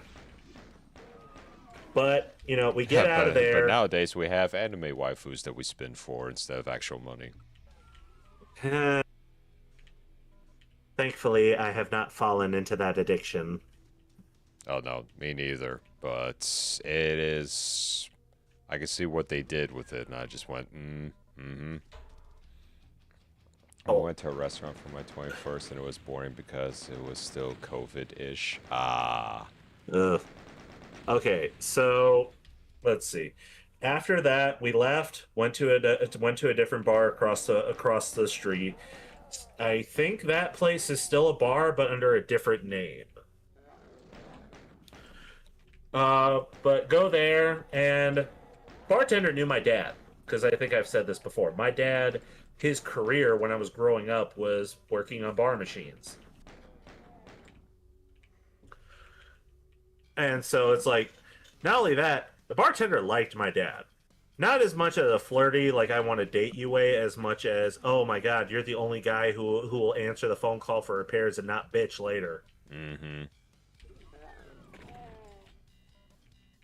And so, you know, I go to get a drink, show her my ID. She realizes it's my 21st birthday. And apparently she had a challenge that she gave to everyone on their 21st birthday who came in. Oh no. This was not one of those take X amount of shots or drink X amount of liquor. Her challenge was that she could make me throw up while I was at the bar. I was a dumbass and took it. And she's pulling out. I'm having drinks. I'm having shots. She's pulling out all sorts of mixed drinks. It got to the point where I couldn't see straight. Like I'm pretty sure my eyes had stick drift.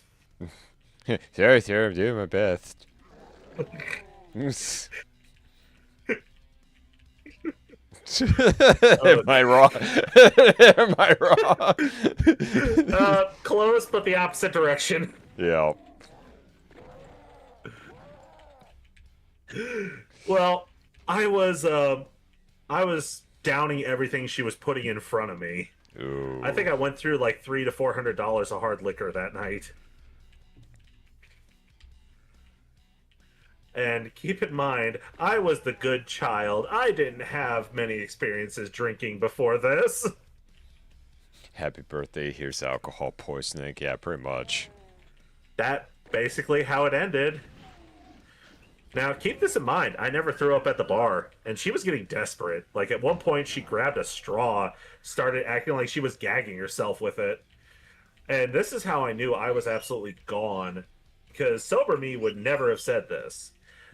Drunk me, on the other hand, just looked at her and said, "That's not making me puke. That's turning me on." Yep, no. Yeah, well, Totally my dad eventually had to cut me off because it's like, all right, I gotta stop you right now because it's already giving you enough of a hassle getting you back to the house. Yeah, the moment you start flirting with the bartender, it's like, all right, now we're cutting you off. Jericho, no. Jericho, yes. Yeah, I was absolutely fucked. Like, I couldn't see the car trying to get back to it. And then get into the... My dad has to help me up from the bar stool out to the car. Oh, also, my dad was taking pictures throughout the whole night, and one of the pictures he took, because he thought I didn't see it, was the bartender making out with her girlfriend. But I wasn't drunk enough, so I still had full vision on that. Damn. I was surprised you didn't go for, like, you got room for one more. Was not that far gone. Yet. Yet. Yet. The worst was yet to come. But my dad gets me to the car, gets me in my seat, has to buckle my seatbelt because I can't fucking find it. Gets me back to the house, helps me through the back door, and now I'm standing in my kitchen. I go to take off my work boots and fall over. And I fell backwards, landed on my ass, and it's like, why do I feel wet? Apparently, I had landed in my dog's water bowl. And this was a big, heavy ceramic bowl. Like, I'm surprised it didn't break. But, ow! It's better than any other liquid, all I'm gonna say. Yeah. Well, I get my boots off. My dad helps me to the stairs because because my bedroom was upstairs. He wasn't going up the stairs because it was very close quarters. So I get up the stairs. He waits at the bottom to make sure I get to my room. Apparently, while going up the stairs, I took my pants off. And then I get in bed. My father goes to bed. And then about a half hour later, he hears a commotion he hears a commotion from the kitchen. He walks into the kitchen and then sees me in the bathroom, standing there in my work shirt and my underwear, pissing in the toilet. The door wide open. I just look at him. I go, Sorry, I had to use the bathroom. It's like that He didn't even- out of hot fuzz. What?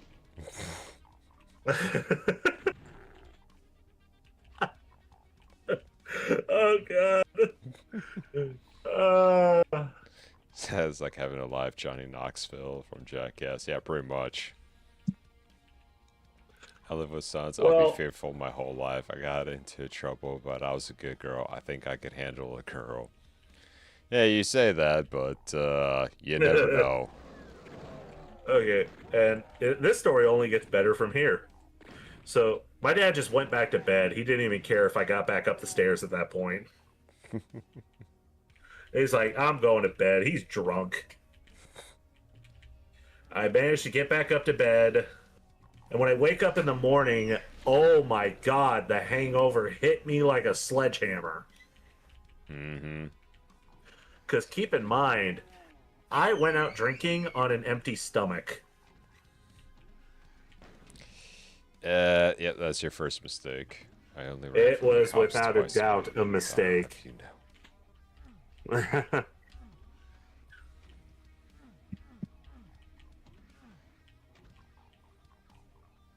I'm sorry. My roommate's daughter, she is seems to be having a fit. Perfectly understandable. I heard like some form of like squeaking in the back, but I just didn't know what it was. She's a year old, and I think she might be nonverbal autistic. Can't quite prove it yet. But I have my suspicions. Well, considering the only other child I know who acts like her is my niece, who is a nonverbal autistic. So yeah, I know that there have been a couple of times where she screeched loud enough that it even picked up through my noise gate. Damn. I gotta lie, I thought it was a bird. Yeah, no, it's my roommate's daughter. Her brother tends to mess with her, and then she doesn't like it, so she screeches. I think I got him. But anyway, like I was saying, so yeah, hangover hit me something fierce. I wake up, I sit up in bed, my head feels so heavy, my vision's blurry a little bit, I feel like I want to puke, and I'm wondering where my pants are and why there's a bruise on my ass. So first thought when I woke up, who the fuck was in my bed? Who was in my bed and did I win that fight?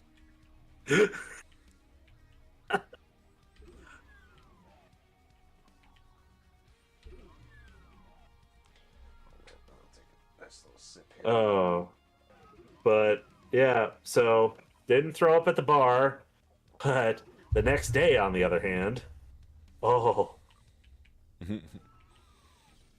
well, I go downstairs, find my pants, and get myself a bucket with a trash bag in it because it's like I feel like I'm gonna puke. I know it's gonna happen. His name was Helga. That's who was in your bed.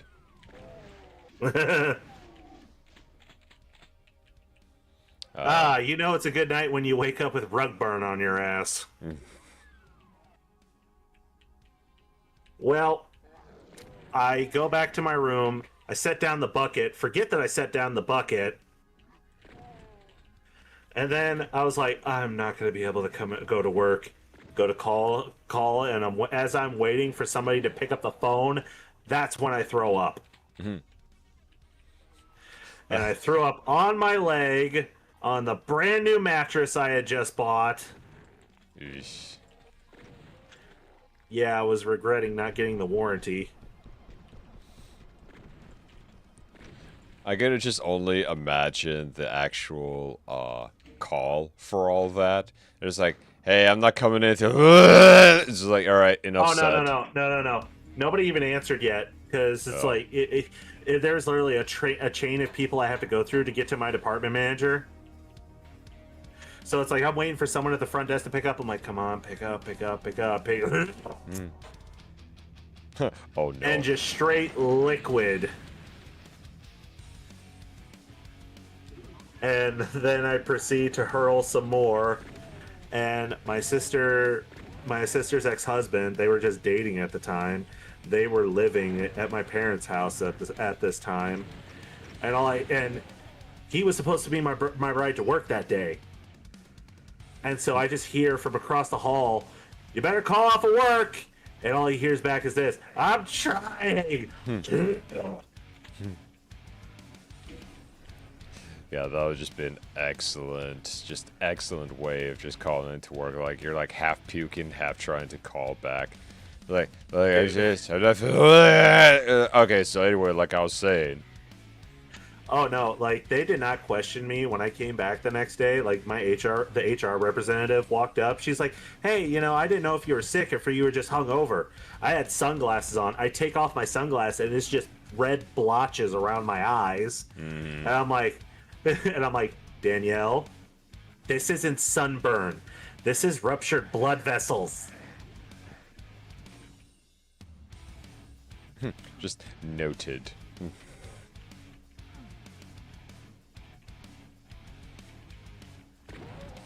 Yeah. So yeah, lesson learned. Don't take a bartender's challenge if you're not ready. Especially if it's like your first time going out for a drink. Oh yeah. Yeah. As like for me, You're awesome. Oh, appreciate the hydrate, Strawberry. Yeah, all this talk about alcohol and drinking and puking, it's just like, don't forget to hydrate. Yeah, I should probably hydrate myself after that story. Like, wow. Yep. Still got my jugs of water. For me, this wasn't really much of a sick story, but I did wake up with a couple of bruises. You both make me hydrate. If I disappear to the bathroom in less than like 30 minutes each and every time, I'm blaming all of you.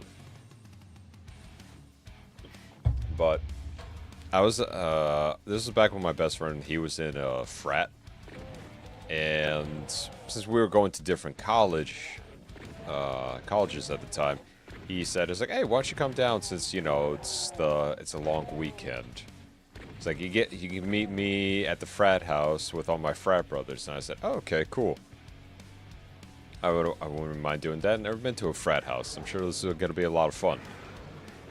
So what ended up happening was they were having a big party, per usual. And their selection of drinks was very, very limited, mostly due to the fact that they were getting a lot of people. Oh, hold on. I remember asking what the strongest shot the bartender knew would give me. I tried this with 2 different bars, and they get the same shot from both, and there being a minty shot that fucked me up. Ooh, I don't fuck with minty shots. Ooh. You're just asking for you to just like, it's like, oh, I wonder what my stomach looks from the outside. Yeah, for me, keep the peanut butter screwball away from me. That is my kryptonite. Dude, literally, it's like all I tasted was peanut butter, and it was actually, for me at least, it was decent peanut butter. So it's like, I'll have another. It's like I'm chasing the sweet, and then it's like, oh, okay, maybe that one was a mistake. That was not the best idea. But going back to the story, so they either had, what was it, Coors Light or Grey Goose, which was the vodka. And so, since I was helping them set up and everything, because, they were charged a little bit if people didn't bring their own liquor. They said, "Oh, what would you like?" And then it's like, Coors Light or the Grey Goose? And I said, Grey Goose. She goes, "Oh, okay." She starts trying to pour me a shot. I'm like, no, not a shot. She goes, "You want a mixed drink?" I'm like, "No, just give me the bottle." Because ain't no way in hell I'm drinking fucking Coors Light. Especially in this place. So, fast forward a little bit, everyone's drinking, everyone's having a good time. I like a good pickleback shot, personally. Never had one of those. But, what ended up happening was, a lot of them started passing out due to just someone also brought in Ford Locos and more Coors Light, and given already my history of Ford Locos, I didn't fuck with it. What happened afterwards was a lot of people were already passed out or called it for the night. One of his random frat brothers comes up to me and he goes, "Oh, hey man, could you do me a solid favor? Like, this dude is holding on to me as he's trying to ask me a question." And I said, "Yeah, sure, what's up?" And he goes like, "Hey, I locked myself out of my room, but my window is open. So I was wondering if you could, help me out here." And I looked at him and I just go, "Why can't you ask anyone else around here?" And he goes like, "Oh, you're still standing, so can you help me out?"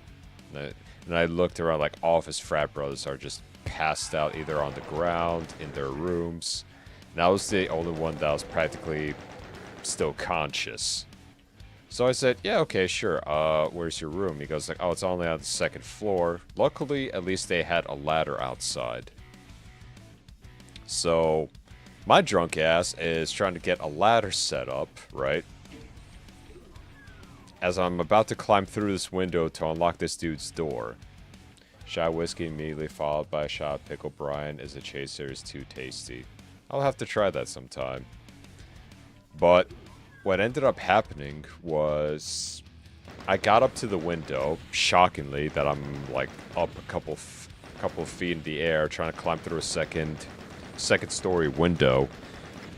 And his room is like pitch black. Like you can't see a damn thing. And before even going in there, I'm just like, "Hey, just so we're clear, I have been drinking. So if I knock any shit over to get to the door, I apologize." And he goes, "Yeah, no, that's fine." And so I said, "Okay, cool. At least we come to that understanding." And what ended up happening was he had one of those desks for studying near the window, but this desk was like thin. This thing was thin, and I mean thin by like width-wise. And I got one hand on there, so I'm just like, okay, I found a desk, so, I got a little bit of stability. My other hand found nothing but air and then gravity, and I fell over inside. And then he goes, "Are you good in there?" I'm like, yep, I'm okay. I'm trying to pick myself back up. Like, I'm not able to see anything in there, so I'm just kind of stumbling around his room and whatnot, just trying to look for the light switch. Found the light switch, then found the door. And I'm just like, "Here you go." He goes, "Thanks, man." Looks at his room. "Bro, you knocked over everything." I'm like, "I did tell you." It's like, I don't think I'm gonna make myself any clearer. Number one, you have a very small desk, which already messed me up. And number two, I warned you way beforehand I was inebriated. It's like, be thankful you're sleeping in your own room instead of on the ground downstairs.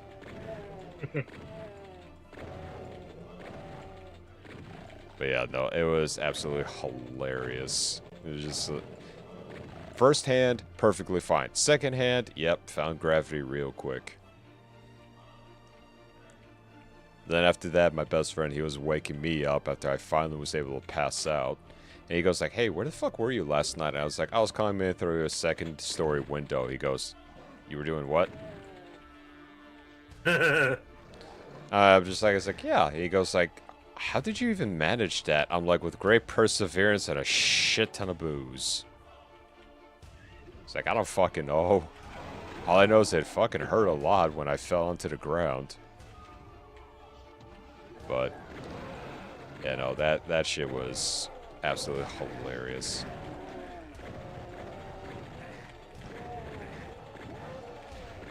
I can honestly say that there has only been one instance where I have actually thrown up from drinking. And I felt so bad afterwards. This was, oh God. This was actually when my sister's ex-husband, his band was performing, they were being the, God damn it. Oh god, Twister, I am so sorry. Stomach still curls at the thought of peanut butter, jelly, Crown Royale whiskey ever since that drinking game.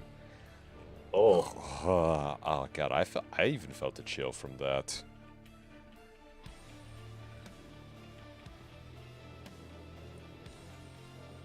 I actually got really close to puking one time, but I'll tell it after your story. Yeah, hang on a sec. I have to actually look a couple things up here. So they were being one of the. They had a show that they were doing at this same local bar that doesn't exist anymore, and they were being. I can't remember what the actual term of it is because they went and then another band went and then the main show went. Mm-hmm. And okay, you know who Thomas Ian Nicholas is? No. All right, you ever watch Rookie of the Year? No. Damn it. I know. Really... I'm an uncultured piece of shit. You don't have to rub it in. Hang on. I swear. Here's the problem, though. The thing that he's really known for, I don't know it. He was in American Pie. Oh, that's cool. Oh, you know that one. I have friends because of that movie. They made me watch American Pie. I was scarred for a good while after that. Okay, so Thomas Ian Nicholas, if you remember character names, he played Kevin Myers. Okay, that guy. Yep. Yeah. Well, his band was performing at the bar. Next time I'm drinking ale. Fuck yeah, American Pie movie. Look, all right. I grew up watching Rookie of the Year, the movie Rookie of the Year. Okay, I never watched American Pie. Honestly, you really ain't missing much. If anything, Blue Mountain State kind of did it a little bit better. All right, pull down his pants. I gotta cool down his core. Insert Thad Castle scream there, because I can't go that high. Oh, God. But anyway, so I was there. Me, my sister, and ex-husband all had dinner. And I had baked chicken because we had got Olive Garden. And this will come back to haunt me later. So, go there, do the show. Sure was twisted.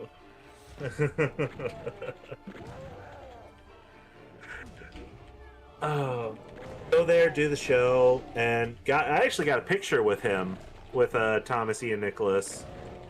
I think I still have it on my phone. I'll have to look for it. Nice. But just do the show, and I wound up starting depression drinking a little bit, just because I got stood up that same night. And eventually actually wound up standing outside with Thomas and his band. We're chatting around, and so Rookie of the Year is the movie about a kid who winds up being a pitcher for the Chicago Cubs. Nice.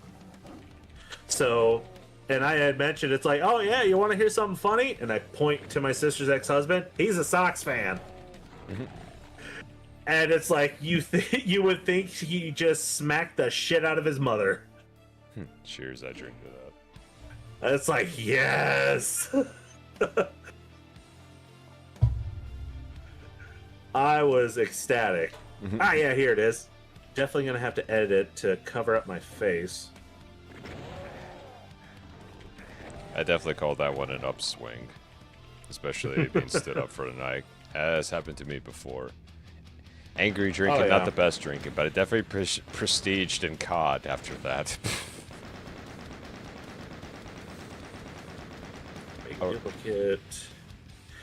But Crazy movie so to watch. Probably shouldn't have been Dirty Deeds from 2005. Nobody really ever knows it when I talk about it.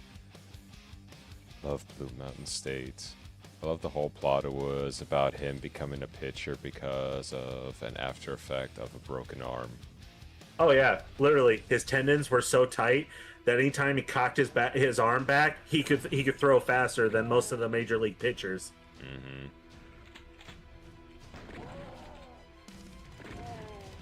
Yeah, there we go. Found it.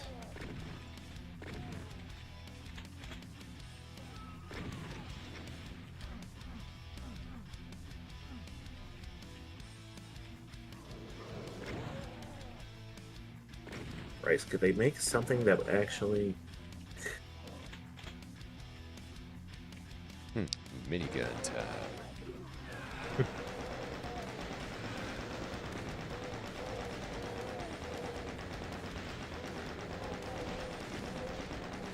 There we go, that's better. Actually get my damn face covered up. Yeah, you can also tell the height difference between me and him in this picture. Alright, let me take a look, see here. Yeah, I'm actually just going to DM it to you. I'm not going to post it in the chat. Yeah, that's fine.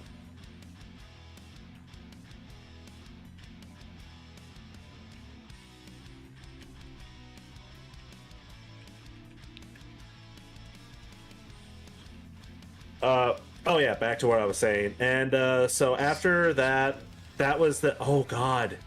That was the night that I took the molasses shot. Yeah, that was the... It set me off that bad. To where I wound up... I'm standing outside by the car waiting for my sister's ex-husband to get there so we can go home. And it's like I'm a little wobbly, I'm holding on to the car, and all of a sudden, just absolutely lose my guts right there. And I wound up puking right next to someone else's driver door, which I later find out was the bartender. Oh god. Oh, I'm pretty sure they're used to that by now. Well, I was telling about how it happened when we were there next week for open mic night, and she's like, "Oh, so that was you who almost puked on my car." I was like, "I am so sorry." I gave her I think I gave her like a $60 tip that night. The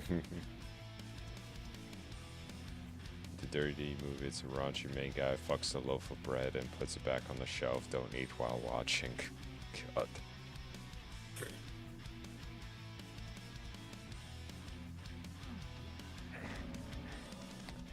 Yeah, I love all those kind of movies. Be like, oh, what's it about? It's like, well, how much do you like sandwiches? Why? Okay, there you go. Let's take a look, see. That's awesome. Oh yeah, no, he was a real cool guy. Like that was awesome.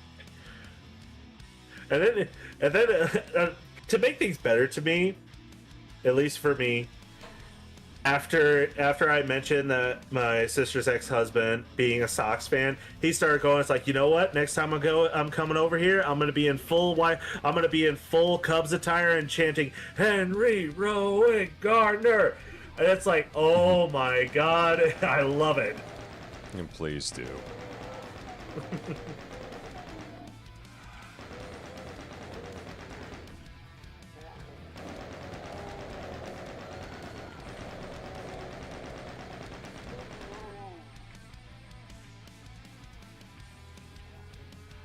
Was part of the stuck-up principal of his school buy the exact loaf of bread, and then they have a whole scene where he's making sandwiches. Yeah,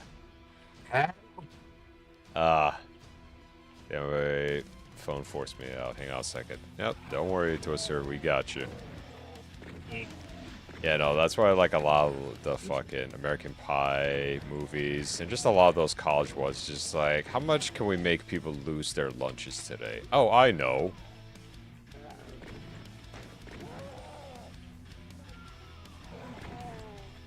Now you're gonna have some of I'm those actually extreme people always checking the food before they eat it. So yeah, extra mayo on that bread, indeed. Yeah, fresh and organic.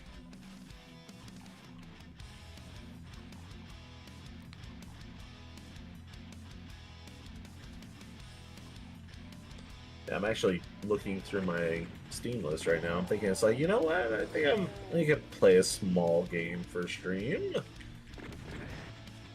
We could play one together since we're both here. I just been putting something in the background. I'm just like, what can I play that's just...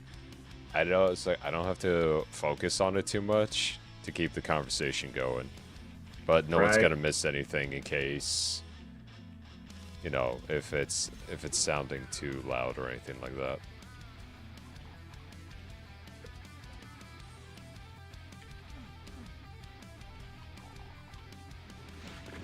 I hear something with a heartbeat that shouldn't be.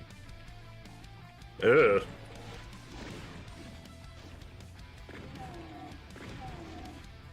So when we were talking about Doom, I'm just like, you know, that'd be fun to just kind of come back and revisit.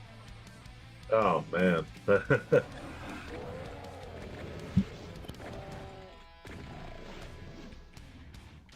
Nope, not that. Bazooka is for real emergencies.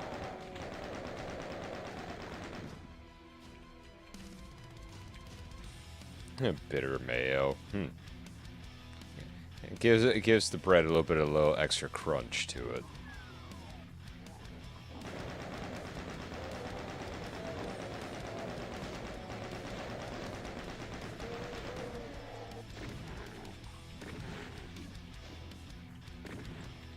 Without the bullets, there could be no bullet wound.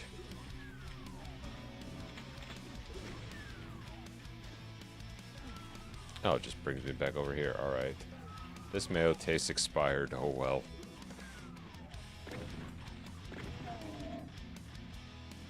Whole bunch of... Honestly, it wasn't as bad as the whole thing with the fucking Oreos back in the first episode of Blue Mountain State.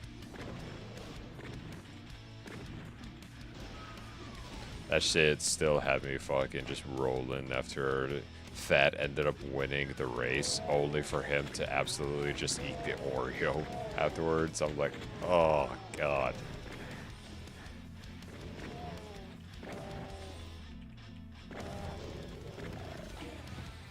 I think I found the movie you were talking about, Freak Out, 2004 British horror comedy spoof, directed by Christian James and written by Dan Palmer.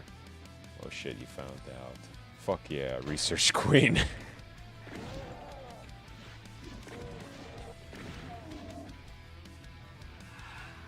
Any good spoof movies made in Britain were always so damn good.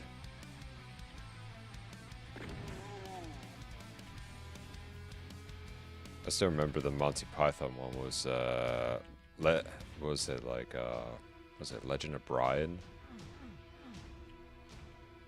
That whole freaking Biggest Dickus scene where they completely swapped out some of the characters and some of the cast members, that they couldn't hold a straight face whenever he said Biggest Dickus in front of them. If I remember correctly, behind the scenes, they were told that they weren't going to get paid if they couldn't keep a straight face. The first Evil Bong, yep. Speaking of schlock movies, yep. Anyone else feel like a little giggle when I mention my friend, Biggest Dickus? Honestly, when I first heard that, I was trying hard to keep a straight face. I could not be casted in a comedy film because I would straight up pull a Gene Wilder in Young Frankenstein.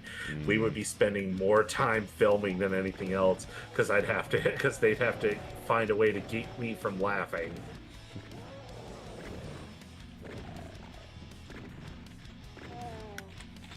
What I love the most is when, especially after he was done with it, they're just like, okay, it's over. It's like, you know what his wife is called? Incontinentia buttocks.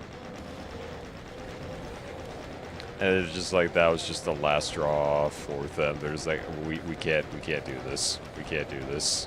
It's like, We don't even care that we're not getting paid now. Just, we gotta laugh.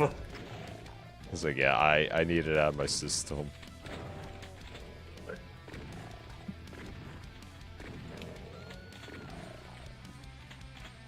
Pretty sure that's all of them. Ooh. Oh, not secrets. Lame. Brain damage is also great, but you can't go wrong watching the space penis blowing up out of the back of the people's heads. Now that got me thinking of some of the older films like Mars Attacks and everything else, where literally killing the aliens was it was like bad Elvis music or something. And their freaking heads were just constantly exploding from the horrible music, and I'm just like, bruh, you can't make this shit up. Or better yet, I was thinking, it's like, man, what the hell were they having in that writing room when they thought, okay, how are we gonna kill the aliens? It's gotta be something stupid. How about some really horrible music? Genius. Oh my god. I still remember that, and I'm just like, oh my god, really? I'll say at least this much. Back then, like, watching it, how they had the freaking laser guns and just turned people into skeletons after just like that, I'm like, for a movie that was kind of, you know, supposed to be like a haha knee slapper, that was some pretty graphic shit. Gotta go, guys. Need to charge phones. I'm gonna do some lame console gaming. Alright, Twister. Well, appreciate you stopping aboard. You have yourself a wonderful night. I'm about to do lame console gaming too. Have fun. Take it easy, Strawberry. Thanks for stopping in.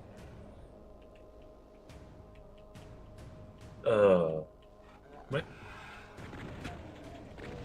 There was actually a piece of okay, so with the new Scary Movie coming out, I actually was talking with my dad this morning, and Scary Movie 3, remember the part where they're trying to hunt down an alien, everybody's got a shovel, and then one of them racks it? Yeah. I'm gonna lurk while I'm at it. It's all good. My favorite part about that is he wasn't holding the shell. That was an actual prop made for the set. Mm-hmm. Literally, if you literally watch it at like a fifth of its normal runtime, you can see it actually eject. When he lifts up, it actually ejects. And I'm just thinking to myself, like, dude, if somebody got their hands on that, could be worth a fortune. Oh yeah, because it would be the only one made. Like, is the most stupid prop. I still remember. I laughed at, like, the first time I ever watched it. I remember I was like mid-sip. I think I was like sipping on a slushie or something at the time. Oh, gotta go. Have a good night. Take it easy, Yama. Appreciate you stopping aboard.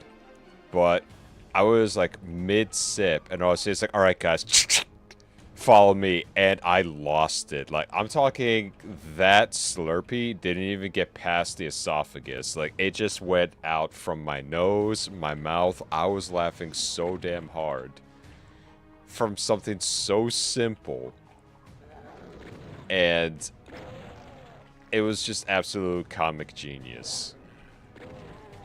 Because it's like, yeah, it's every single, like, horror alien movie. Like, someone always has to cock the shotgun before they start doing some shit.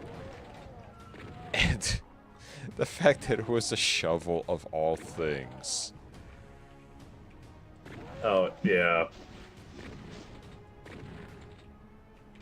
And then there was a kid who was constantly unintentionally being abused. Kept like getting run over. It's like, by the oh car. my god. Oh god. About to hit him with the car. It's like, oh, thank god they didn't actually hit me this time. Another car. Psych, we're gonna do it again. Or the amount of times when Sadako came through, And it was like, don't worry, Cody, I'm gonna save you. And he actually ended up going to Sadako instead of them because it was more safer Like, with yeah. the monster than them. It's like, yeah, I'm safer with her. It just turns around. It's like, oh my god, yes. That shit is so good. Or with the president when they discovered the aliens.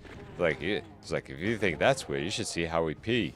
It's like, oh, we're not so He's already different. got Starts pissing from his finger. I'm like, what the f... It's like, what is this It's nice to meet you, Mr. President. I know it. You'll never take me alive. Just that entire White House beat down. My god, they got to the children too. Girl Scouts my ass. Just fucking starts walloping on them. That was Leslie Nielsen. Yeah, Leslie Nielsen just, oh my god. From serious actor to absolute fucking comedic legend. We got a transmission coming through, sir. What is it? Some Tupac. It's like, It's some old Tupac, sir. this should be banging. All Thank you, eyes sir. on me. This shit is banging. I was like, bro. I can't with this I can't with this movie. It's one of those moments where it's like you couldn't ask for a better outcome. Oh no, like hands down. 3 But one of was my by favorite far movies one to of my go back. favorites. One of my favorite movies to go back and watch to this day is still Dracula Dead and Loving It. That's a good one.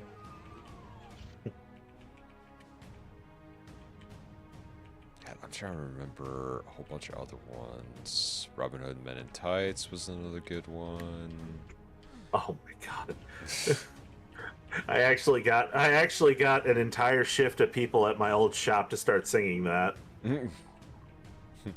We're men in tights. Yeah. We're men in tights. We're men in tights. Robin rich and gives it a pour. That's right. Ah, such a catchy song. It was so stupid, but it was so good. How did you do that? I heard that coming a mile away. Good job, Lincoln. Pardon? Who's talking? It's like, really? And then there was a scene where he was just repeatedly swinging at the fucking at the wooden column. post. Yeah, at that one Yeah. column post. Oh my god, it's completely shaved It's like down. fucking... It's like bro went full anime on that one. Just in that short time span, it's completely just shaved off. He has to be one of my favorite characters in that entire film. For or when me, he's my being favorite. he was being the lookout and he completely missed the ladder and just fell face first. I can say. And No, I was wrong. nope.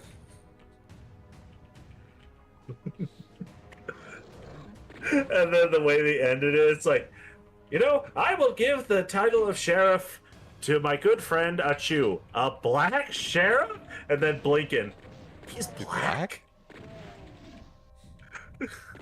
Or like at the very beginning, it's like, I'd like you to meet a Jew. A Jew? Here? No, not a Jew. A Jew. I'm like, bro, what the fuck is this? Bro, they don't make him like they used to. Oh no, absolutely not. Or how his castle was actually getting repossessed.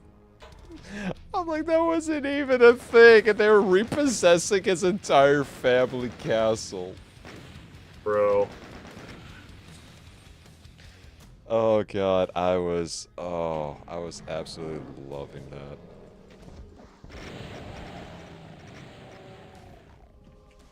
Oh, that cleaned up rather nice. It's like, what about my mother?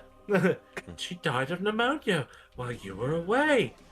My brothers? They all died to the plague. My dog My Pongo. dog Pongo ran over by a carriage. My goldfish Goldie eaten by the cat. My cat choked on the goldfish. It's like every single just horrible thing to ever happen is just like, what the fuck? Oh god. I It's wouldn't good able to be home, ain't it, Master Robin? I'm like, it's like, no, it's not. Oh my god. Oh god! And when you first find Blinken, he's got the ye old Playboy meant for the blind.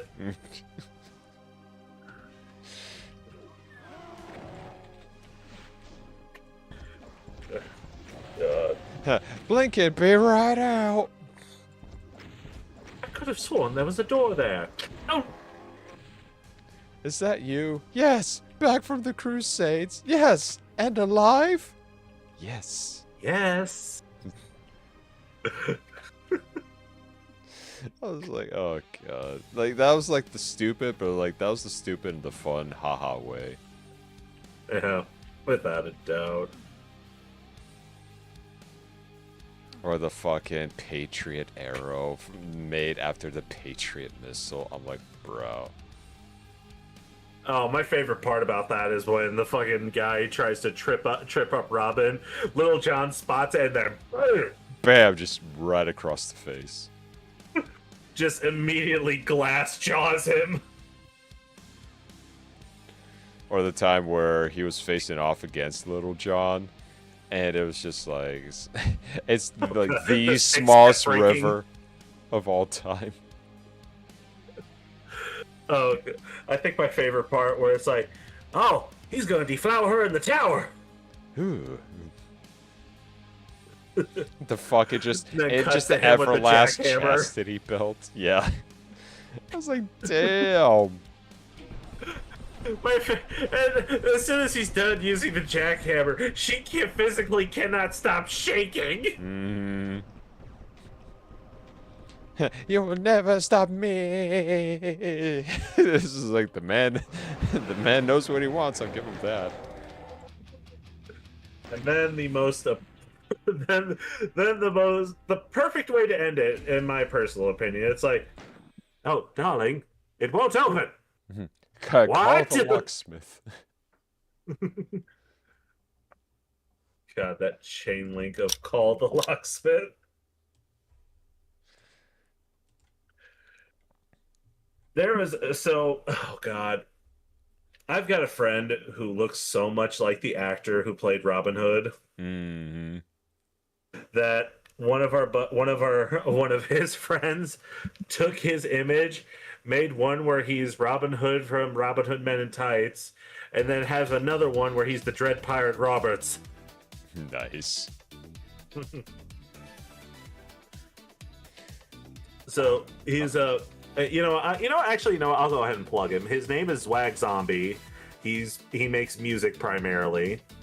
Nice. And I took the one where he was Dread Pirate Roberts, and we all just decided to start making our profile pictures in his Discord server, him, and with a joke name behind it for the film that it's from. So I took the Dread Pirate Roberts one, and I just went, Inconswagable!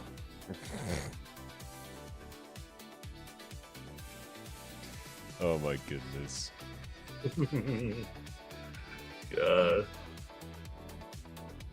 Probably my favorite part about that movie is just it didn't feel like Andre the Giant was playing a character.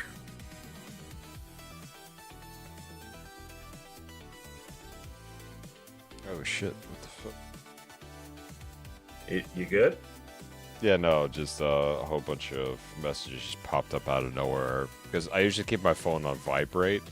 I usually, get onesies and twosies that come in. No, this time if I got all three at once, my phone just went. I'm like, don't take off. Don't you dare take off.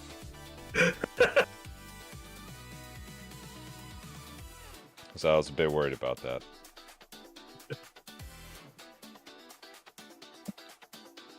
Okay, it's just something I gotta do later on. Oh, excuse me. I'm actually going through your Steam list right now, seeing what games that we have. Oh, I got a lot. Trust me, I got a lot. Yeah, I know. And the annoying part is, I don't know why this feature doesn't work, because I tried to make it where it's like, oh yeah, filter the games that we both own. and it doesn't change a fucking thing. Oh, check the box. Then there's that little refresh button to the side. Refresh it so it reloads the page where it's just the games that we both have.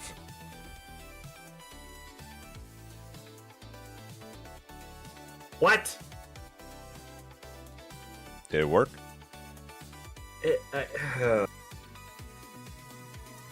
It worked, but I'm not happy about it. Why are you not happy about it? Because it was such a simple solution and I didn't think of it.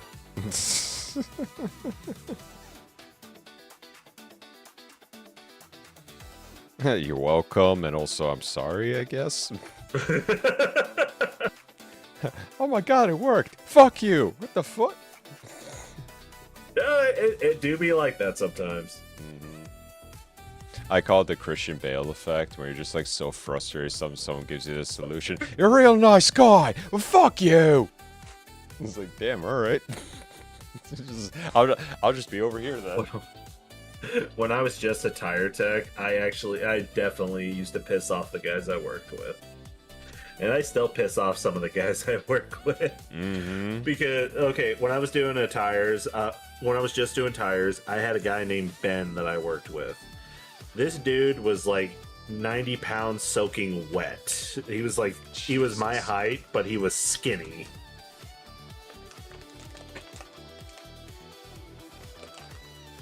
And he's trying to stomp the bead of a tire off the rim. And he's like struggling with it. He keeps on jumping on it. And then he goes to get the bead breaker, which is basically a slide hammer with a flat end. Mm-hmm. And I just walked over and just casually lift up my boot and stomp the bead in. And he turns around with the slide hammer in his hand, and he just looks at me and goes, "F you."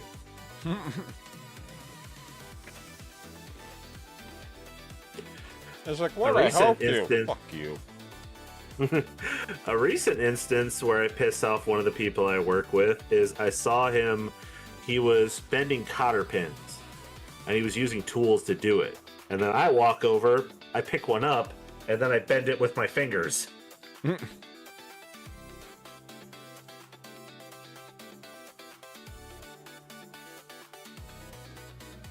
Yeah, I did a lot of that back in a lot of construction sites where...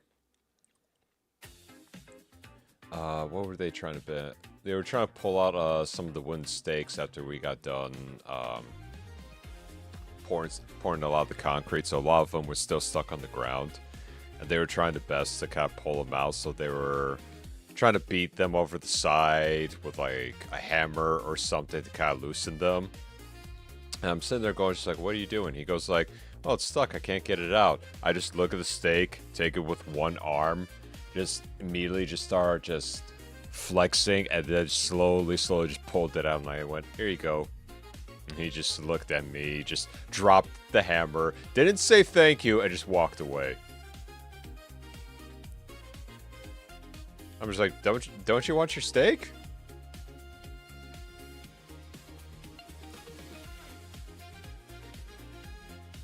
One of the things I used to do, it was kind of like a show of strength, but also showing skill a little bit as well.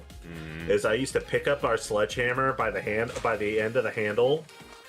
I toss it up in the air, and then just before it would hit the ground, I would catch it by the head. Nice. And I would literally do it, but how I would catch it is like give it a flip, and then just send my hand right into the top of the head of it and grab it midair. We used to do like that old like wrist flex one for like the really, really heavy sledges. So if it was just standing upright with the handle, we'd take at the very end of it and we just curl the wrist up and bring it up and then slide the head down to where our hand was.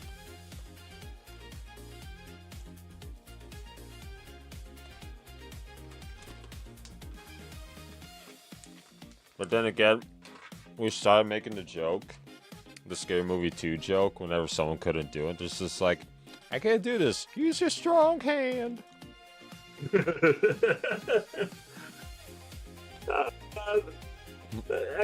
I can't think of the strong hand joke the same anymore thanks to Charlie Classic. Mm-hmm.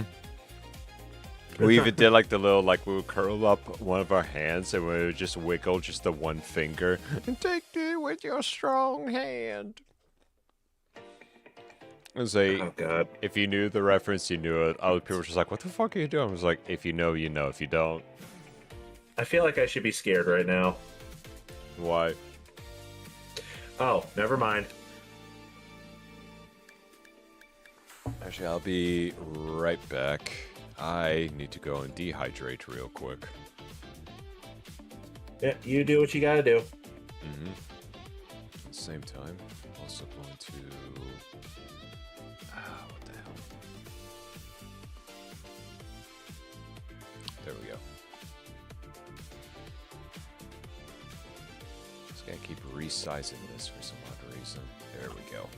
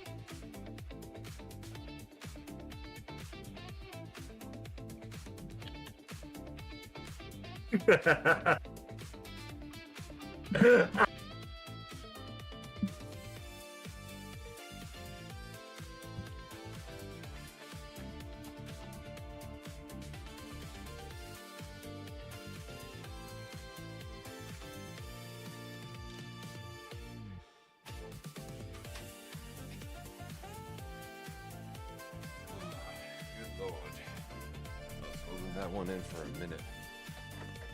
Welcome back. Good to be back. Yeah. Also, considering I what thought I happened of yesterday, I was actually surprised when I went to go take a shit this morning that nothing burned. Oh God. I woke up and I was just like, my stomach started gurgling. I was like, I feel kind of funny. Why do I feel? Oh no, it's it's that hour. It's happening. So I braced myself and I just went, oh, that wasn't bad at all, actually. Huh.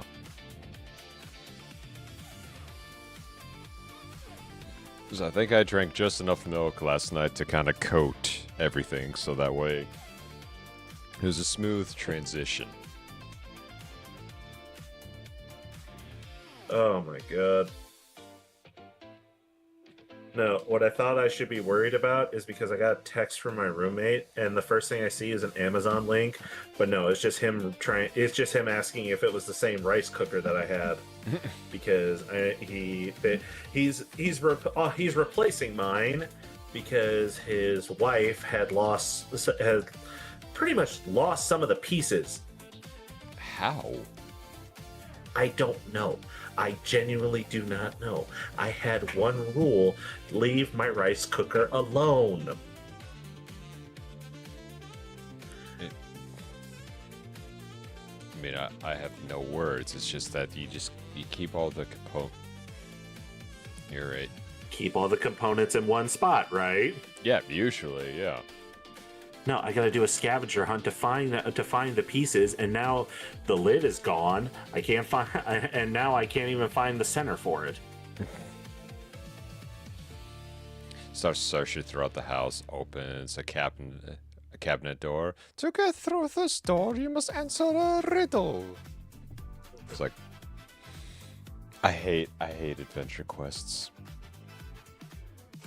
No. Yeah, no, I usually one of my biggest pet peeves out of anything is when I have something in a particular spot, even if it sometimes may look like a chaotic mess. In my head, it makes sense, but the moment anyone tries to fuck with it or reorganize it, and I'm just like, where the fuck is everything? Oh every time. I was like, what'd you do? Oh, I organized it for you. Babe, I love you. I don't know where anything is. It's like, I had it all. It was like, it was a big clusterfuck. Yes, but it was my clusterfuck. It made sense. Now the clusterfuck is missing. And I'm confused. It's like, I've had to explain to people, it's like, look, if my place looks like a mess, it is an organized mess. I know where everything is in here. It's organized chaos. There's a reason why I leave certain things where they are, but nope. Yeah. Organized mess is the reason why my dad always knew when I got into something in his car. Mm-hmm. What actually I found kind of hilarious? What got me one time was one of my exes back then whenever I came over. She would try to organize stuff in my own bedroom. Even though I had everything right where I needed it. Here's the bad part. As soon as I walked in and I was flipping out. I was looking at just like, where did everything go? She goes, well, I organized it for you. Now, mind you, I've been to her place, and her place is messy. Like, really messy. Like, how can you live this way type of messy? And I'm sitting there going, you have no right to organize my shit when yours looks like an entire typhoon went through it. It's like, you have zero grounds to be touching anything of mine to try and organize it. Oh, nice. You also got Far, Far West. Yeah, we've played that together. Yeah. Oh, yeah, that's right. Fuck me, I'm getting tired. There's also Breakpoint. I'm glad I'm not the only one. Halo, Killing Floor, Left 4 Dead 2, Yeah. Lethal Company, Nuclear Nightmare, Payday 2. Okay, we got a good amount of games we could just play and bullshit in the background. Yeah, pretty much. But yeah, no, I told her like several times, like, you can come over, just don't touch any of my stuff. Yeah, that didn't stop her for some odd reason. So I ended up starting to just lock my bedroom door unless we were going into the bedroom for a good time. But she just goes like, why, you hiding something in there? It's like, no, it is literally to keep you from entering. That is it. Because everything else in the living room, in the kitchen, everything is well organized. Like, she didn't have pet peeves about that. But she always wanted to organize something in my room, and I just went, no, you can't do that. Don't do that. So I literally had to lock my bedroom with a key so she couldn't get in. If I pull my controller from my Xbox, how about some Borderlands? Sure, I'd be down for that for a little bit. Which one? How about 2, start bare bones? Alright, you can do that. What's your normal character? I mean, I've practically maxed out all of them, but... Let's see which one I haven't played in a while. Because currently I'm doing another playthrough as Krieg, so... I guess I'll do the Necromancer this time around. Huh. My main is 0. Like, my playstyle has changed so much through all the games.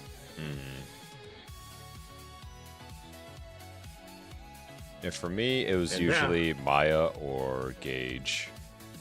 Like, those are my two.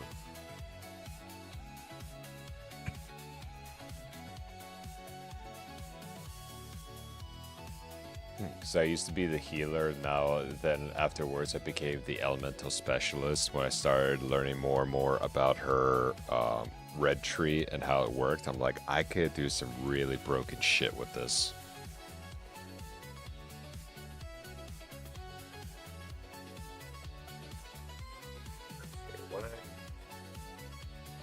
There we go.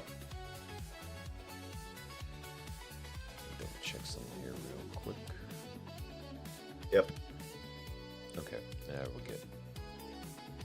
Just update my stream information real quick. What would be a catchy title? I usually keep my tiles more or less the same. I just change up the game. Or I'll keep it something kind of based, like the one that I have, where it's just like recovering from yesterday. Let's just chat in game. Okay,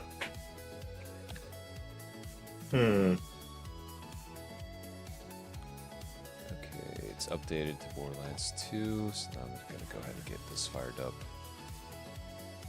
Oh, here we go. We crashed the train.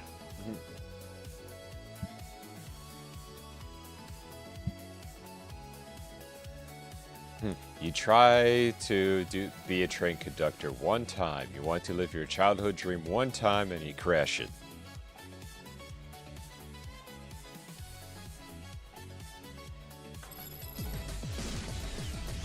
Uh-oh. We move to gaming.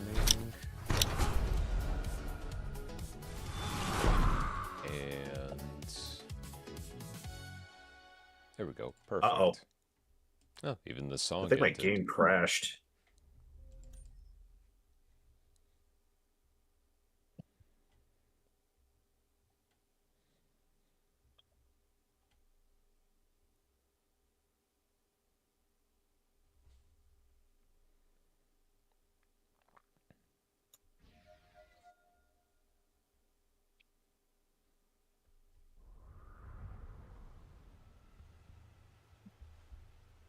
And there's my level 80 Necromancer.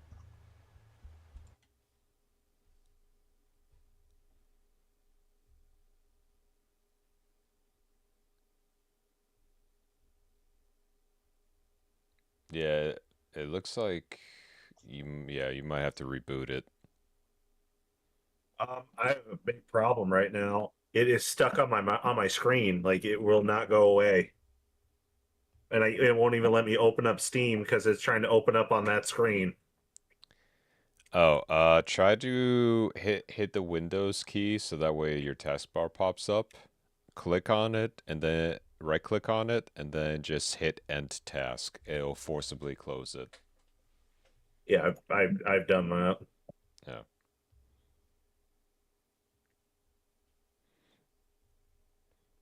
Well, thank you for calling Gearbox support.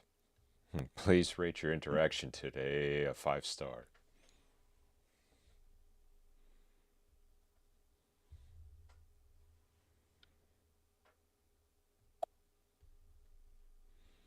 I still gotta find a mod to get that stupid Borderlands 4 thing off my screen.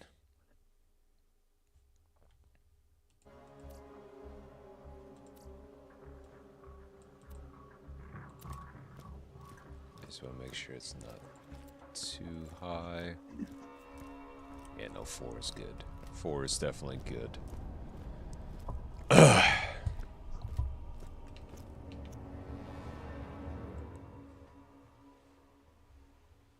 Let's see, that doesn't help.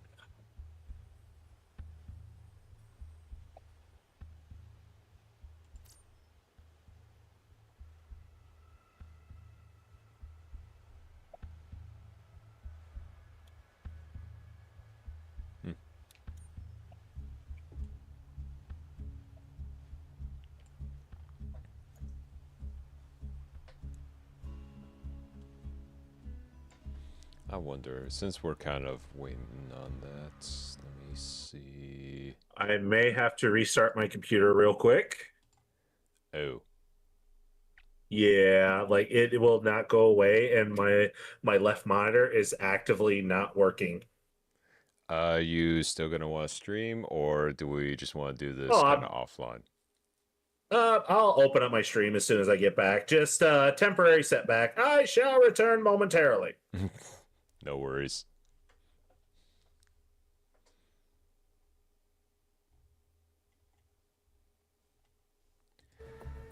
All right. Well, since we're going to be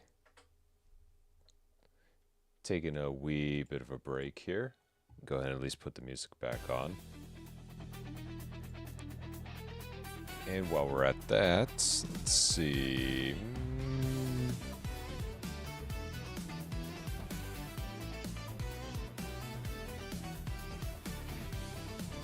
I guess we could hop in and do a little bit of Left 4 Dead.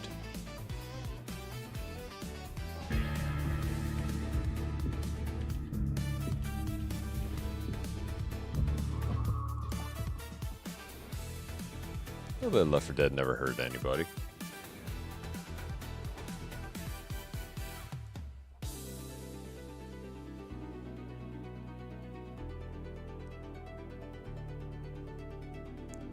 Just need to go ahead and get everything set up here. It looks like OBS is still having a hard time. Give it a minute. Actually, let me just go ahead and move back here while I get things organized.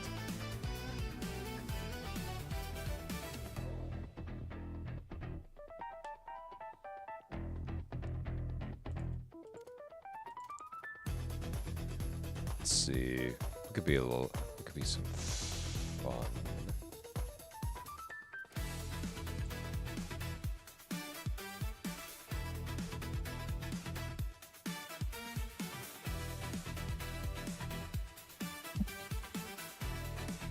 Okay, there we go.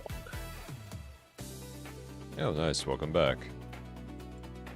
Yep, just had to do a quick restart, firing back up OBS, getting back into the stream. And no worries. Take your time. Yep. That was so beyond stupid. Alright, I'm gonna keep just so that way if this happens again, gonna keep my Steam page open on my other monitor.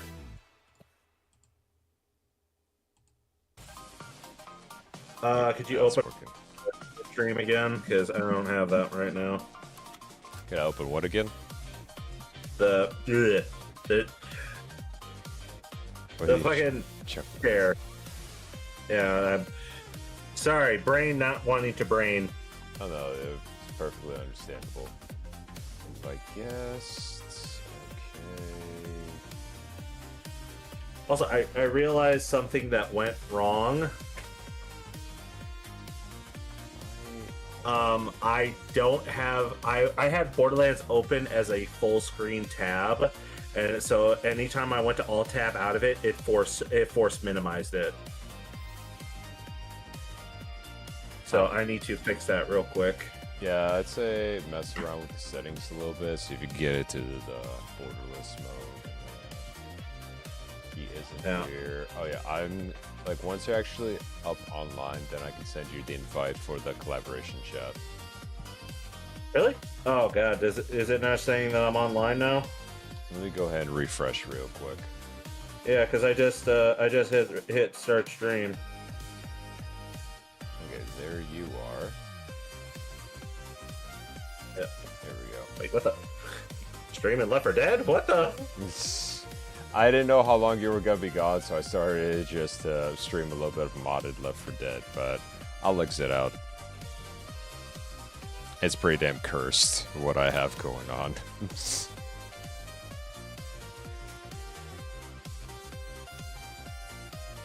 Don't worry, I'll change it. I either have two, like, different mod, whatchamacallit, mod lists. Either something that's extremely silly, or absolute horror fest.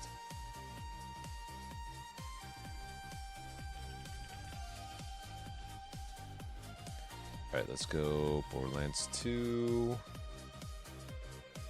And I'm gonna fire it up.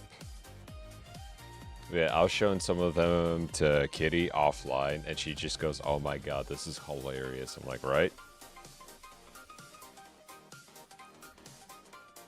What have we gotten up to? We are doing absolutely nothing wrong here. Everything is perfectly normal.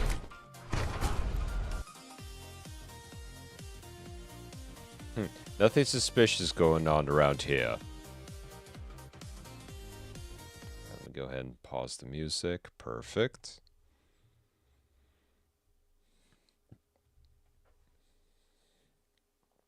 But yeah.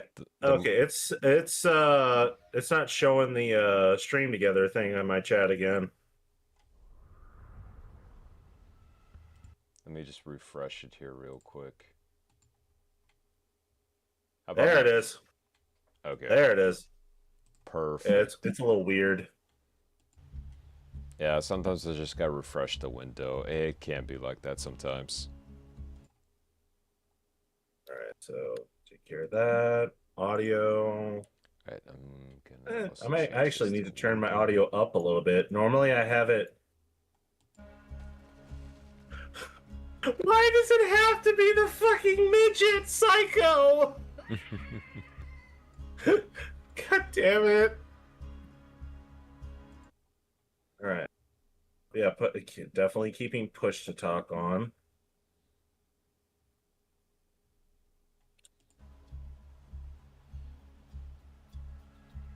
No one cares, Claptrap. Mm.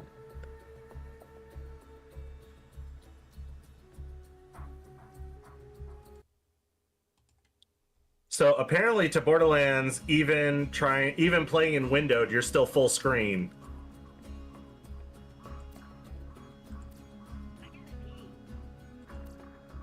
Yeah, You know I'm in what, let me full see if screen that- windowed mode, so... But I'm still able to, like, tab in, tab out, and move my mouse. So, like, if you go down to full window screen mode... windowed. Light Window. changes. Oh. Yeah, full screen Yes. windowed. You should still be able to go to your second monitor, even with that. Nope, I'm still locked in on this. I think I need to close the game and reopen it for that to take effect. Okay. Now I'll be here. Let me try. Let me try that. Oh man. Gotta love these setbacks. Wouldn't be a stream if we didn't have a wee bit of scuff.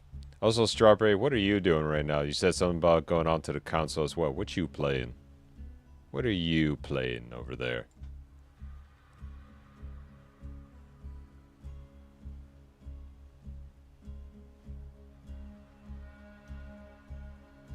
Here in spirit, noisy gobby.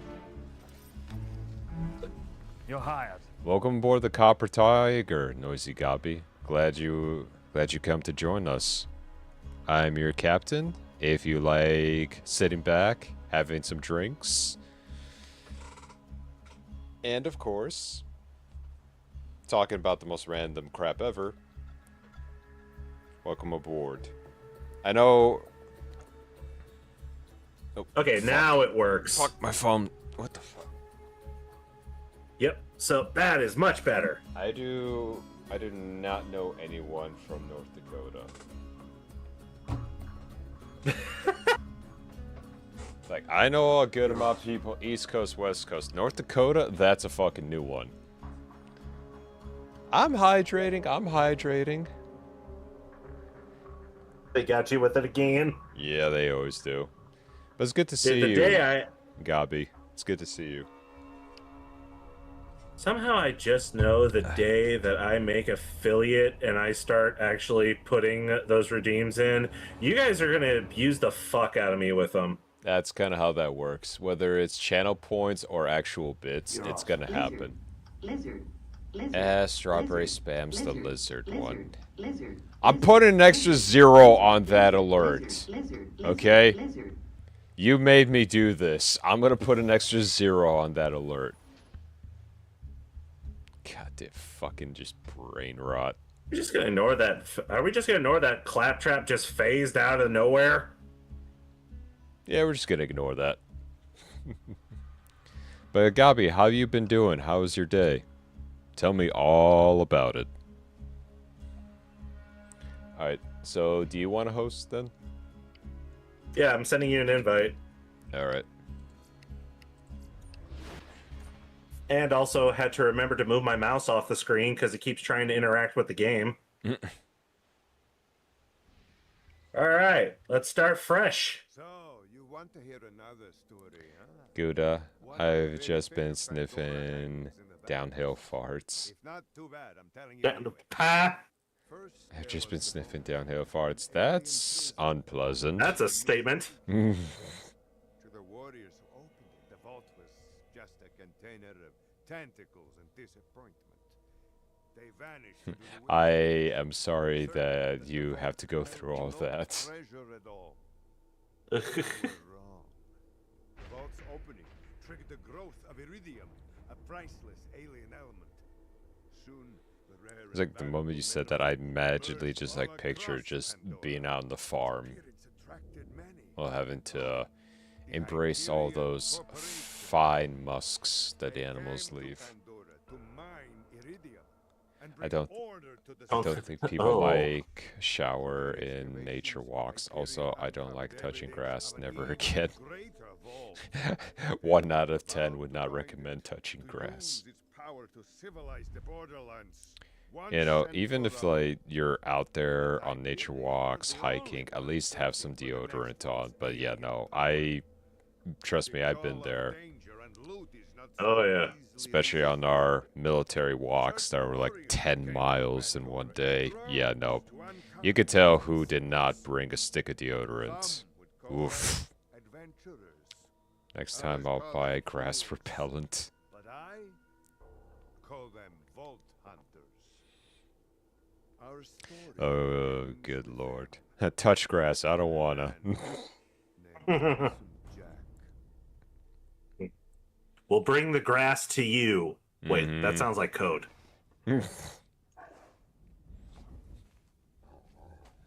We'll bring the grass to you. All of a sudden, FBI, open up! Oh, shit! No, she doesn't want the grass. Pocket grass.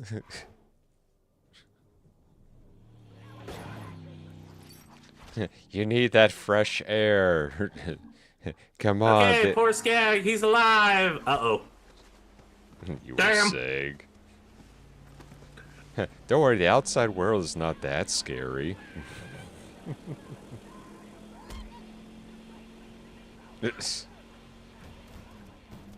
Just fucking casually headbutts him. You can have it, take it all, pull it off my lawn. It is a landmine out there.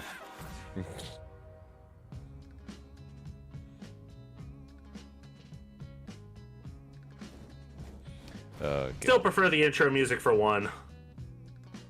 Cage the Elephant is good, but the heavy in this game isn't actually too bad. It is actually thanks to this game I actually got into the band The Heavy. And also Cage the Elephant thanks to Borderlands 1 too. Borderlands 1 is the reason why me and my roommate have been friends for so long. It brings people closer together. We spent I can't tell you the amount of sleepless nights we spent playing Borderlands 1 and 2. Especially when you're trying to complete a raid boss. Sadly, we didn't have the DLCs yet. Oh, you still have Terramorphous.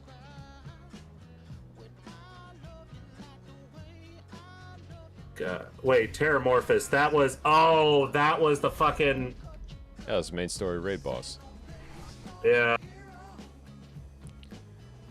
But yeah, at least in terms of like how the temperature is outside, Gabi, I thoroughly agree. I only step outside when necessary, or if the weather is even slightly better.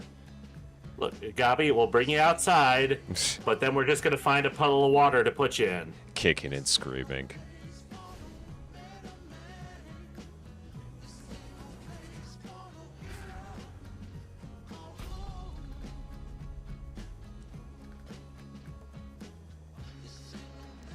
Fuck the heat. I hate the heat.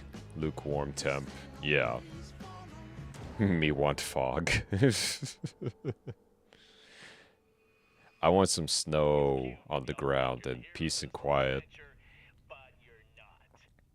Welcome to Pandora, kiddos.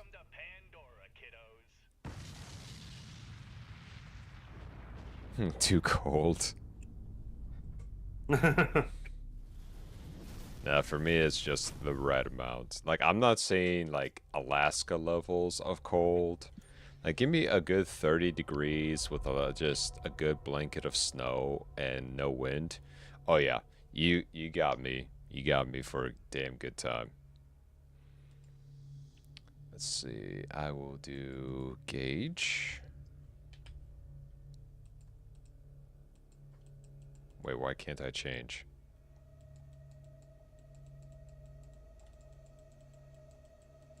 What's up? I can't change my character.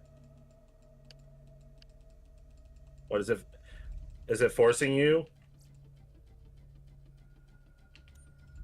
I think it's just gonna start me at my level 80 character. Oh no. What? It's okay. I could probably just here's what I'll do. I'll back out as soon as we're done here when the game starts. I'll back out, make a new level 1 character, and jump back in. So just don't go anywhere. Yeah, oh my god, it is forcing you to be the level 80. Mm-hmm. Give me overcast, please. Speaking my language, Cap, right? Especially back when I was in Cali. Anytime there was overcast or hell, rain, I was the happiest person ever. Because growing up in the Midwest, we had so many... Wait a minute. You're not dead. I gotta back out of this anyway.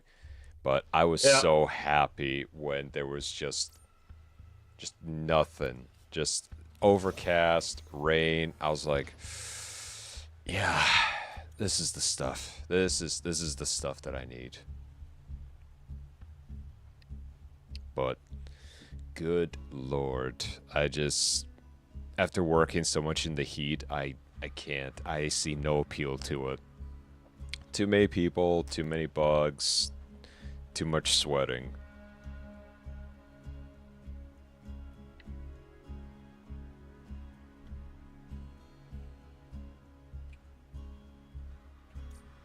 Connection failed.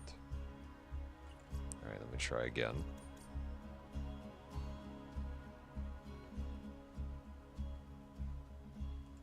Okay, something's going on my end. Hold on. Let me try to restart the game real quick. Uh-oh. Was it not letting you join? Yeah, it's not letting me join. It might be just due to the fact that it's in the intro. Just give me one Oh, wait. second. Yeah, no. I was still in the cutscene with Claptrap. Oh, that's probably why. That's fine. It's only gonna take a second to load up. I love snow, though. I used to nap in the snow as a kid, right? It was just so comfy and soft. I get wait, what? I get put in my little snowsuit, dig out a little tunnel and sleep in it. Mm-hmm. Or if you were lucky to get like one of those big mounds for the snow plows to just push into a big mountain of snow. That's what I always looked for, and I just went, I'm claiming this mountain, the property of the captain. And then I would literally just dig a side inside that mountain and just kind of curl up. It was like my own little makeshift igloo / cave.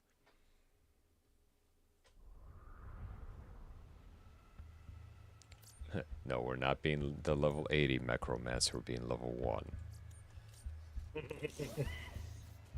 Don't get me wrong, you definitely helped boost my levels. Oh yeah. Yes, I do that. I do that too. Mm-hmm. You're alive for a reason. There you are! There we go. There you are, you little short shit. Yes.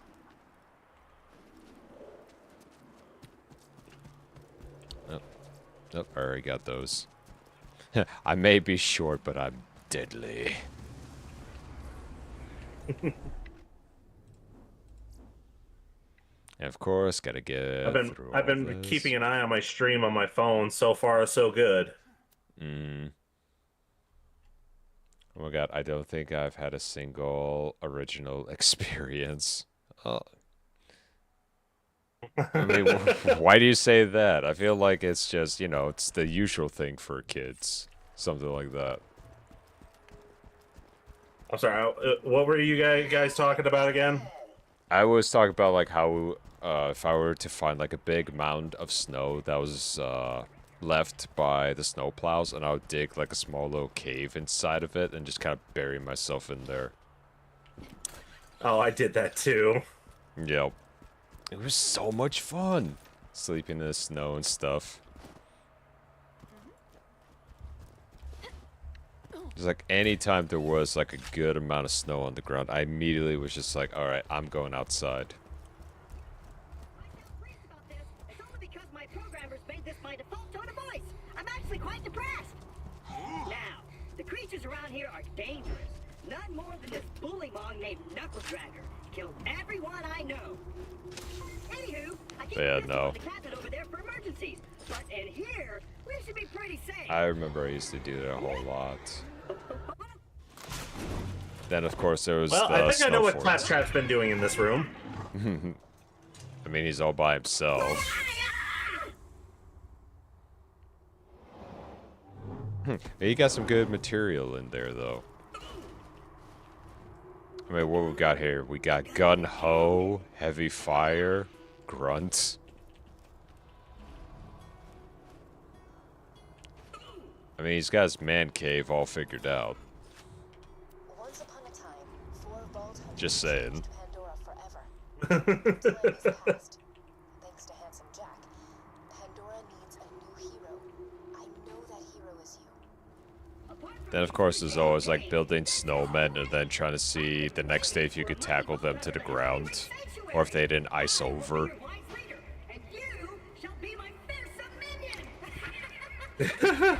He's been clapping that trap. Okay, gross. Sounded better in your head. Just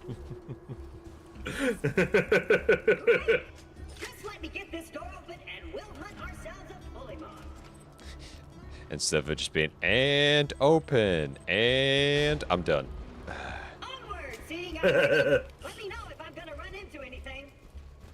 Ooh.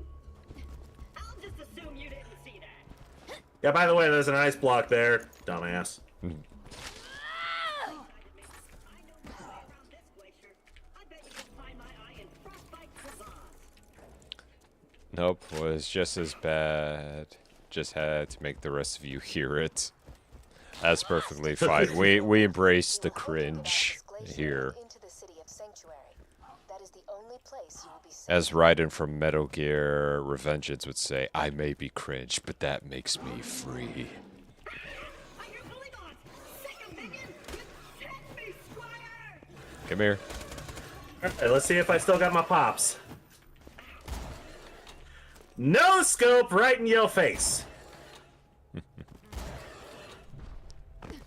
go. For me, after playing this again for like my millionth time, actually playing with mouse and keyboard, I'm just like, I almost feel like I'm cheating at this point. I've tried playing this game with mouse and keyboard. It just doesn't feel right to me. Fair enough.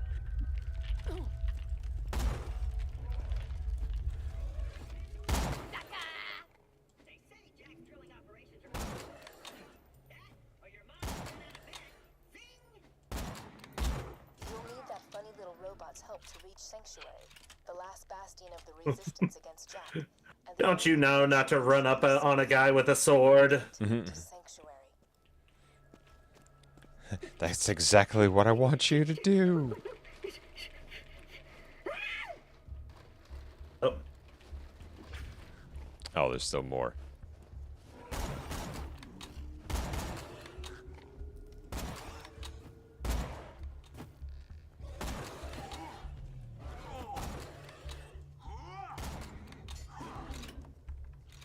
Oh, what's that clicking? Oh, I'm dry. Great! Now get me before more bullymongs arrive. Hey, kiddo, Jack here, president of Hyperion. Let me explain how things work here. The Vault Hunters show up, Vault Hunter looks for the new vault, Vault Hunter gets killed by me. You see the problem here? You're still alive. Also, when I got older, I did enjoy going like ice skating and snowboarding once I learned how to balance properly.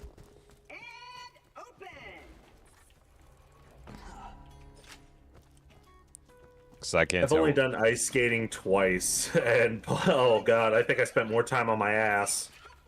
Same here. An incredibly handsome robot, which means that whoever has my Plus, I'm trying to figure out which one hurt the most. Me trying to learn to snowboard while like you go just ass first down, only to skid to the bottom with your ass on the ground, or just falling because of the ice skates.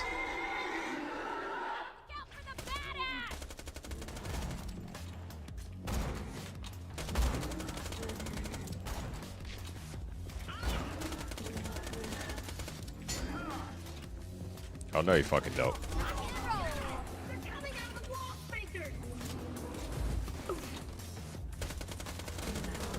I think we killed him a little too fast. Thank you, special edition weapons. Mm-hmm. You are going to be absolutely useless soon enough. Now we just gotta find someone to put it back into me. Much as I'm sure you'd like to jam your fist into my skull, optics. Very You have much no so. idea. Very, very much so. My dad always took me as a kid. Nice. Just try to see if maybe something ended up there. Nope.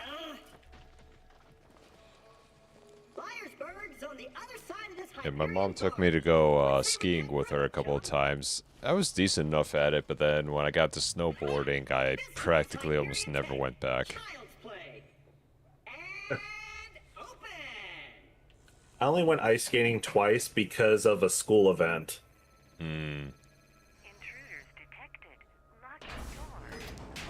I used to do like rollerblading as a kid and everything else, but I thought to myself, yeah, ice skating, yeah, why not? It shouldn't be too different. I was wrong.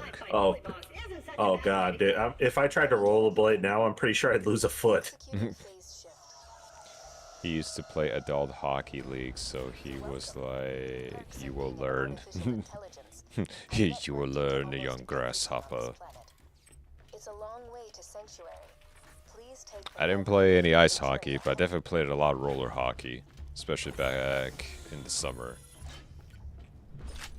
Let me know when you're ready to go meet with Sir Hammerlock, minion.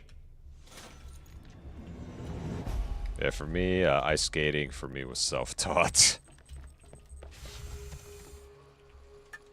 Eventually, I got to the point I was so sick of falling on my ass and hurting so much, I drank a little bit to numb the pain that was for my ass. And eventually, I actually got better. The people, my classmates who went skating with me learned very quickly, if I fall, get out of the way. Mm-hmm. I was really good at the first one. Attention, people of Pandora. I could shoulder check a big motherfucker into the boards, no issue. If you know where the center of gravity is, you could definitely take him out real easy. Ooh, what a shot. Good hunting, bandits.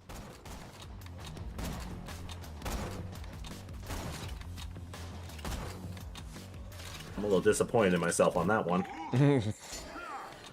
Nobody saw that, right? And clip it. That would be my luck. Somebody in my chat who's been dead quiet this whole time would clip my failure.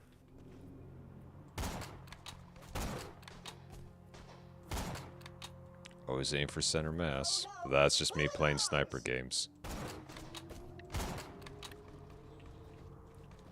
My little quote-unquote trick was skating backward with my friends who couldn't skate. Easy, but impressive looking.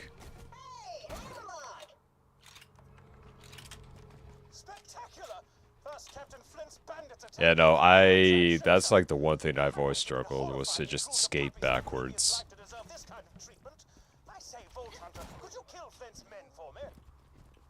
Yeah, sure, why the fuck not?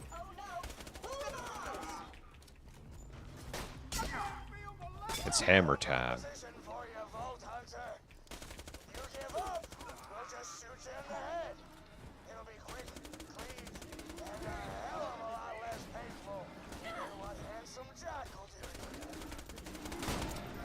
You ain't wrong with that.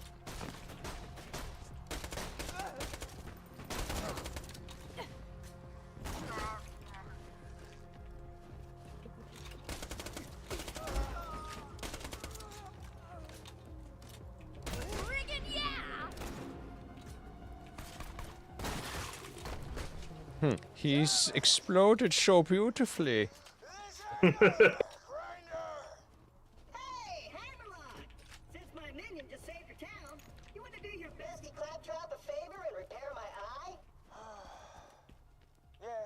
The trick to start is literally wiggling your hips and your butt while pushing backwards with your feet. First, I shall shut off the electrical fence for you. Are we still talking about skating? Yeah. Let Claptrap Oh, also like backward skating. Yeah, I started learning that a while as soon as I shut off like half my cognitive thinking with some booze. And then it came to me naturally because I wasn't overthinking it. Apologies, but when Claptrap speaks, I feel my brain cells commit suicide one by one. I shall be out directly.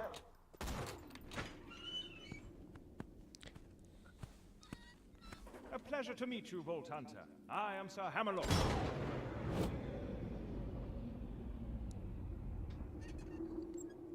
At your service. I always did kind of find it a little bit funny whenever someone was skating backwards. When you hear someone coming, I was like, hey, I'm coming up on your left, and you look behind you, and it's literally just an ass first. Like something out of Ace Oh, Ventura. I looked away for 5 seconds. Now, if you could hand me the robot's eye, please. Gotcha.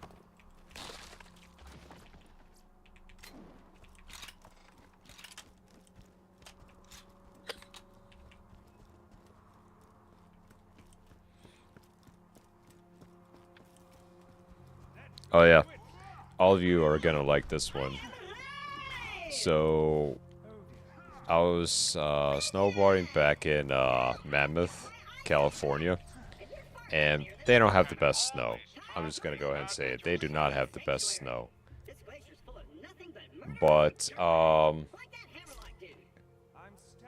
when I was up there, I was doing some snowboarding, and it wasn't, you know, it wasn't too bad at first. Although when the sun came out and then the temperature started to drop, it started creating like little ice patches everywhere. And if you've been snowboarding before, catching one of these with the tip of your board is a nightmare. So didn't see the patch. The front of my board caught. Luckily, I assumed the position of I'm about to face plant, so I'm gonna do everything in my power not to do that. And what happened was, I managed to brace myself. Like, practically, I'm just doing a belly flop downhill. And I'm slowly sliding because of how slick everything is. And there's this, like, little peewee team of, like, 4 or 5-year-olds learning how to snowboard. And this one little girl, like, bless her and everything, she starts snowboarding closer to my body as I'm still kind of sliding down. And she goes, "Are you okay?" And I just give her a good thumbs up. She goes, "Okay, be careful," and leaves.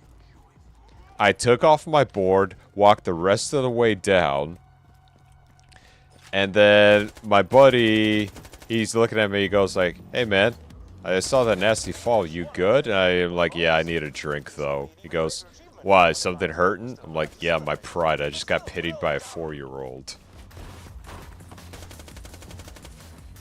Oh.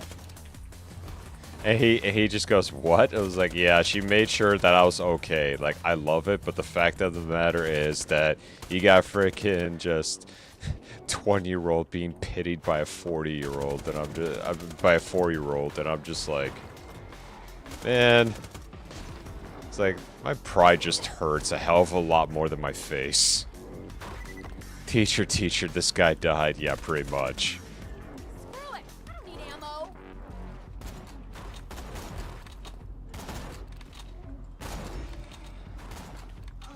But yeah, it was so bad. After that, started snowboarding a hell of a lot better. I was like, I'm not gonna get pitied like that again. I'll say this much though, like, I snowboarded the hell out of that day, so, because we stayed there overnight. I woke up the next morning, like, my legs and my ass were screaming just because of how much I've been squatting the entire time. Because we snowboarded for like 8 hours, give or take.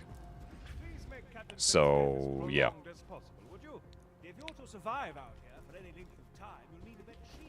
So, yeah, I was... My pride was hurting one day, my body was hurting the next.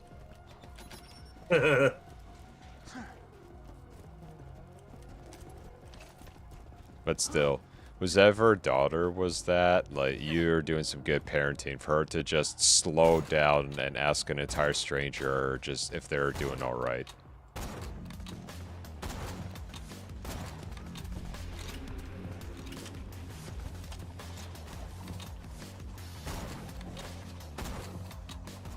Ooh, nice.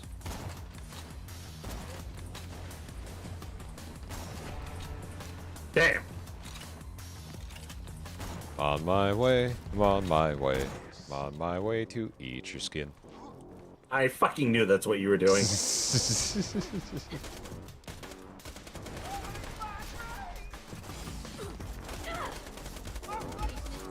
You know, I got so used to playing this solo because every time one of my friends would start playing, they would quit not much later. Mm-hmm. That I keep forgetting that the game gets a little more difficult the more players you have.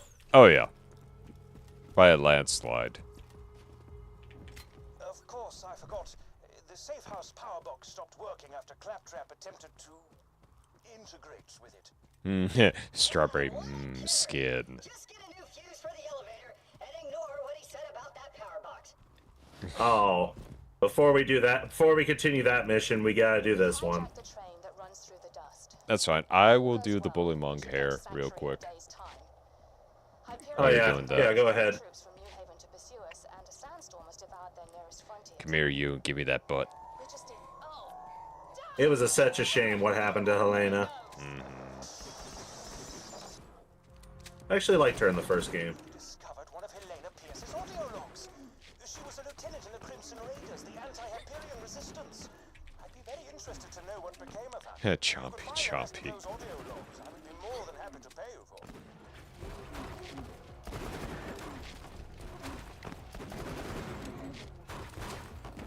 Yep. Hey, everybody. Still Yeah, got it. Fucking rack. Jack here. It's hammer time.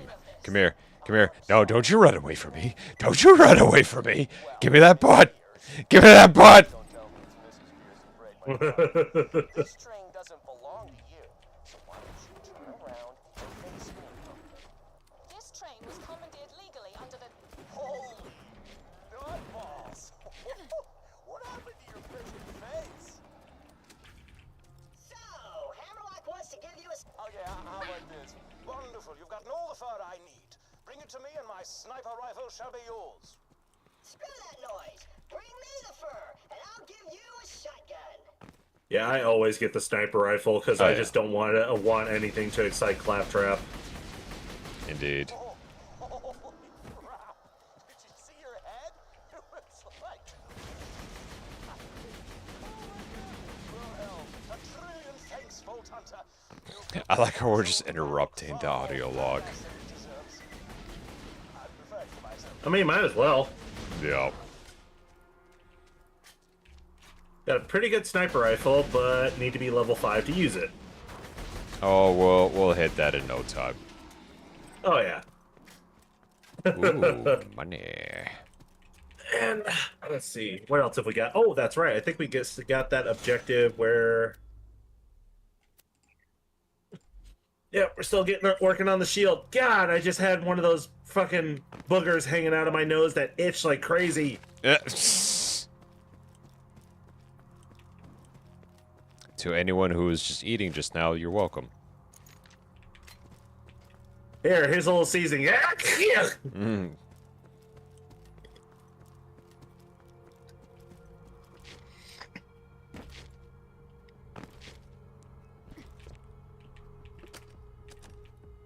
Ooh, more money. Don't mind if I do. Makes me a happy captain. All right. There you are. I'll take that.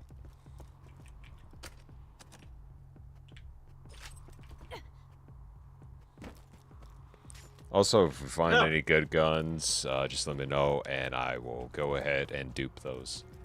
Thanks, I hate it.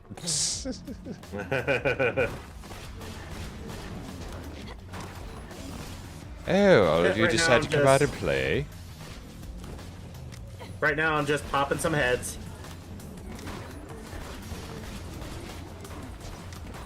It's a regular snowball fight out here.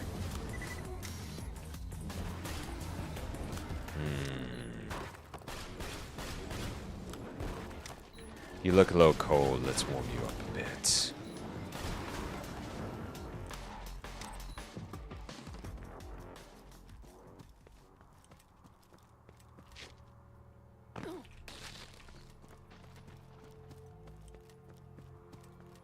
Oh, that one. It is a pretty older game, and it has been very well optimized. So if anyone sees any frame drops, I do apologize for that. I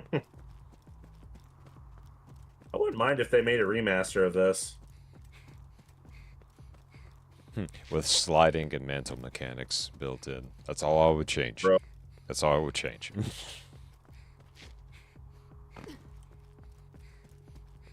All the voice lines and everything, keep it all the same. Oh, yeah.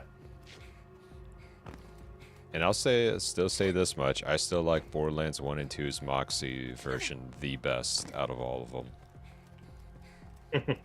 Just plug that fuse in a Brewster's power box. Because good lord, the amount of cosplayers that played as her. Ooh, my goodness.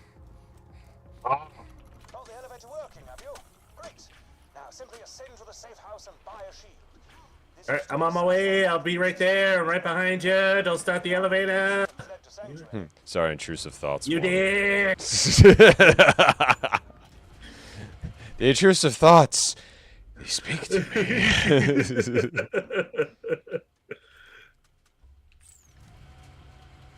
Yeah. Oh, God. Remember playing this one, then going back to playing Borderlands 1 and remembering that fall damage was a thing there? Why am I dead? Oh. Right. Well done. Now, if you could return to Liarsburg, we could see about getting you off this frigid glacier. Let's see, I don't need that. I don't need that.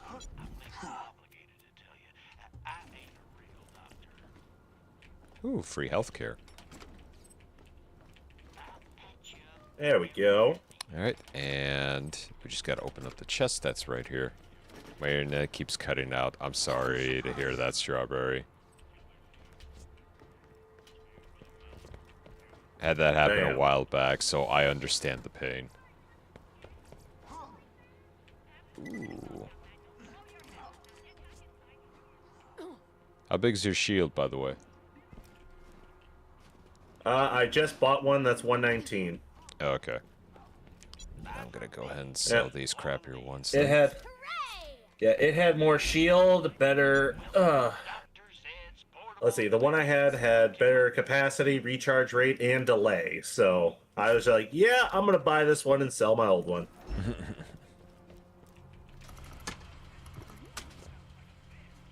Whee!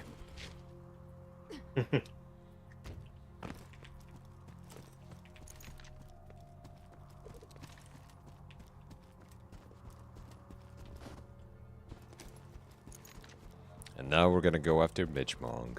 Protection from bullets, ho! Would you like to do battle with a midget riding piggyback on a bullymong? If the answer is yes, please proceed to the southern shelf and defeat Midgemong for me. If the answer is no, you are sad and I have no desire to speak with you further. Hammerlock, tell him how it is. Definitely did not just try to do a slide after jumping off the cliff. Definitely didn't do that. Just a nice little peanut butter and chocolate power bar. Nothing special.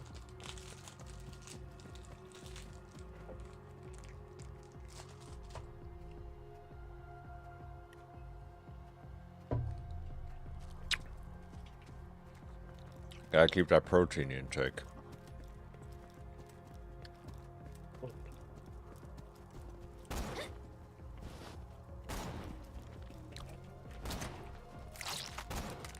Ooh. Ow. Whoops. Oh, cool! I leveled up. Ow. At the expense of my friend's safety.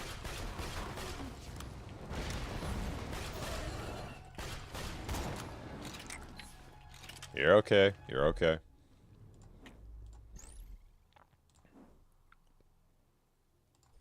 There we go. Now I can equip the better sniper rifle. You have any fire pistols, or would you like one? Fire pistol? Yeah. Actually, I just picked up one. Why? Oh, because I found a few, but Oh. you don't want any. Alright. I focus mainly on crit shots versus elemental damage. That's fair. But you could always do both. Both is good. No, if there's anybody who's a fucking nut with elemental damage, it's my brother every time he plays a siren. Mm-hmm. That's how I always played as Maya first. Borderlands 1, I played as Brick. 2, my main is Zero. Pre-sequel, if I didn't have the DLCs, it would have been Wilhelm.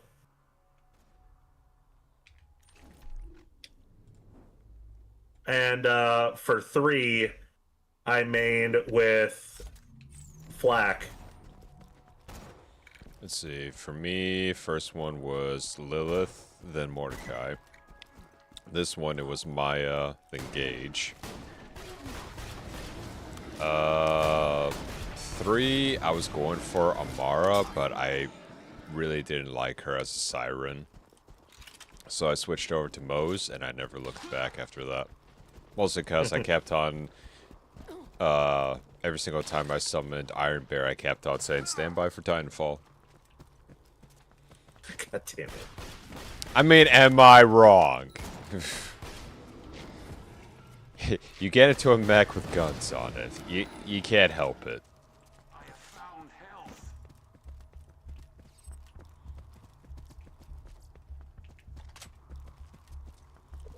I always use the ability with Flak where he would summon a whole bunch of racks that would attack enemy.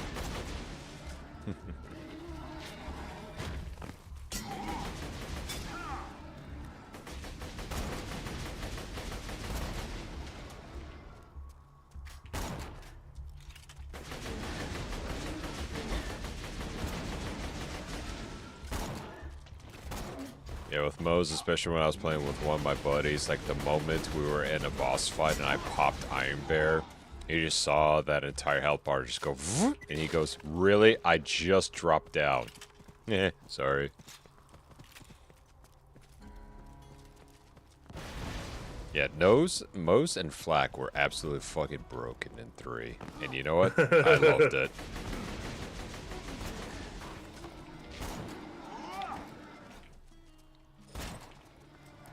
Didn't like the story, but the gameplay was a lot of fun.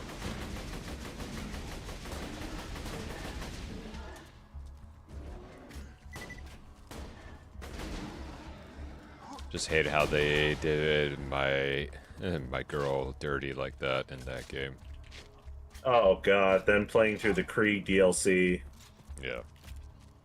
I'm just sitting there, I'm going, and I'm just like, maybe she'll come back?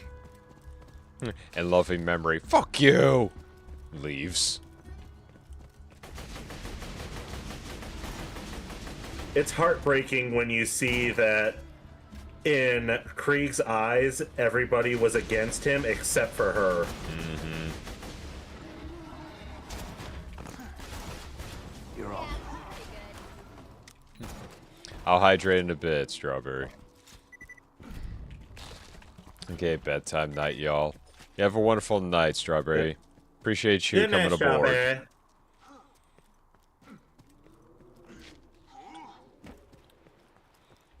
You know, but the way they did my girl dirty like that, it's like, I didn't even play as Roland in the first game. And I was just like, damn. I was like, this is some heavy stuff right here.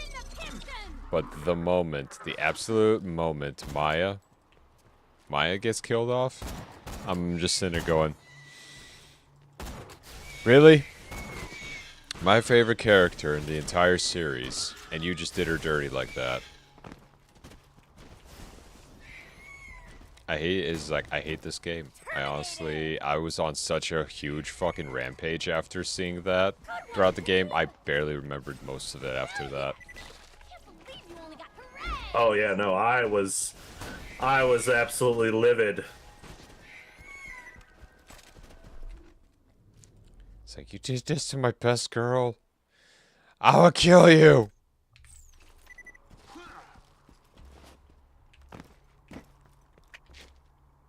Oh wow, I actually found a skin I didn't have. Nice. I should love when that happens.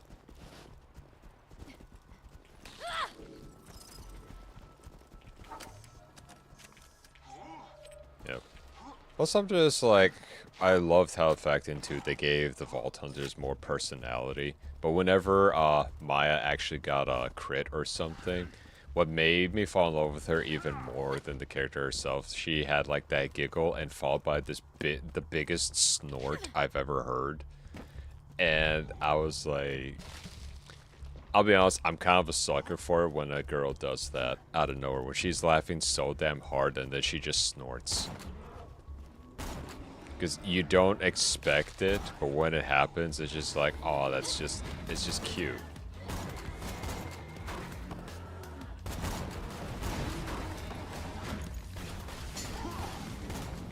This bully monk's on fire. Hell yeah. Oh, we know what time it is. Anarchy time.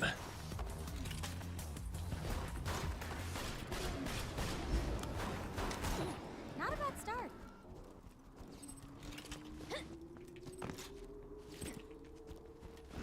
You know, when Maya did that little giggle followed by a snort, I just went, you are just precious. She's like, yeah. And I'm like, oh god. Just, it completely caught me off guard.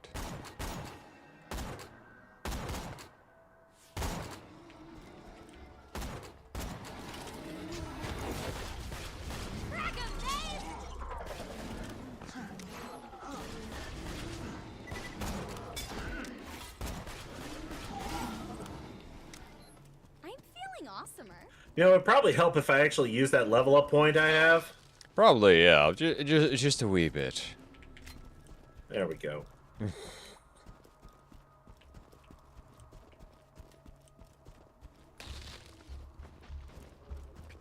Oh, you know, it'd actually be kind of fun to stream if it's just like you and me do like Sniper Elite 5 or something. Try to be as stealthy as possible, only for everything to go absolutely fucking wrong. That just sounds like any time I ever played Sniper Elite. That's how it was for a lot of whenever I played like Ghost Recon with my buddy. It's like, what are you doing? Loud stealth. Oh. Yeah, that checks out.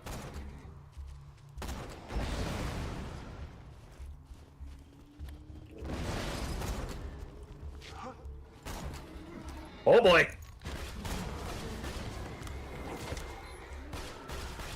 Oh yeah, feel the burn. Come on, fight me. That's right. Down Come here. on, big boy. I shot him as he took me down. Why didn't that count? Oh, we literally traded shots. That was bullshit. It's like, if I'm going down, you're going down with me. No, I will damn not it. be able to. Oh. Yeah, I'm not gonna be able to reach you in time. I tried.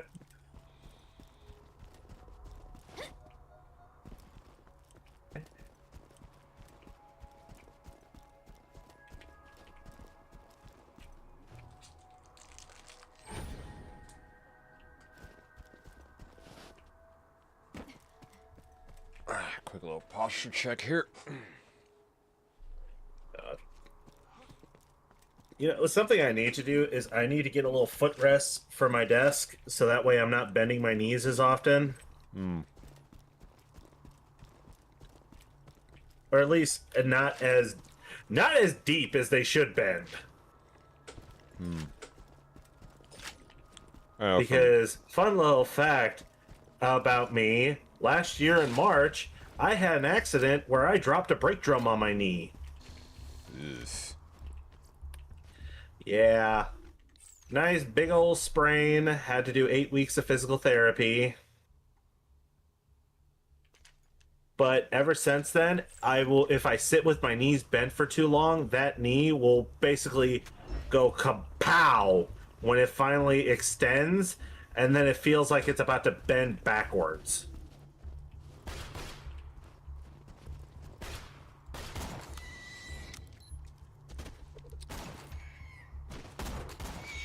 I couldn't even imagine how that would feel. Like, for me, I'm surprised my knees still work after 8 years in the military. Considering, especially since I was a gunner, so I had to carry all kinds of heavy-ass equipment to and from the truck.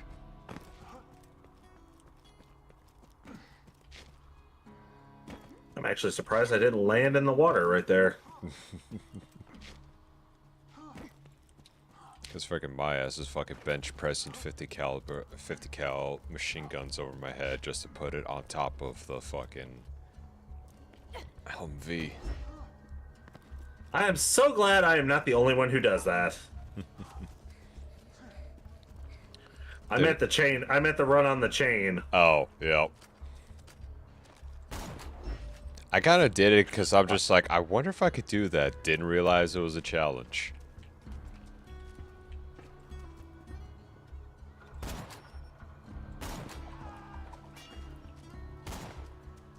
Damn, the throwing arm on that psycho.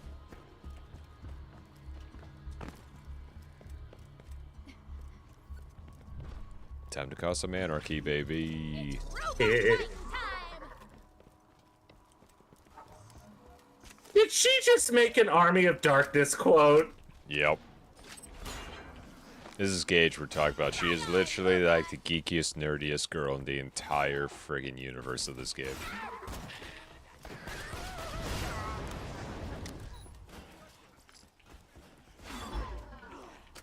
Bro, I was just about to scope in, and then it just turns into a big explosion. I've seen like comics of it where like Zero's like trying to take aim and everything, and you just see Gage taking his kill, and Zero's just absolutely losing his shit. Guns if you need them. Well, even if we don't use them, they're good to sell. Mm-hmm. I figure we might as well take on Midgemong first, so that way we can open up the shop to sell guns, and then we'll go on the boats. Fair enough. Alright, first of all, that was bullshit. That psycho was looking at you, then threw an axe at me. he fears the short one. He fears the short one.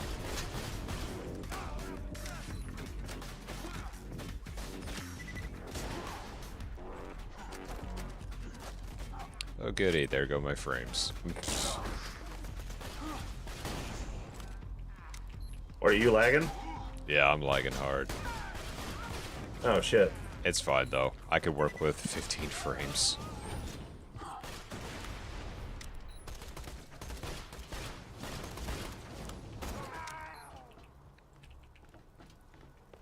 I can do it.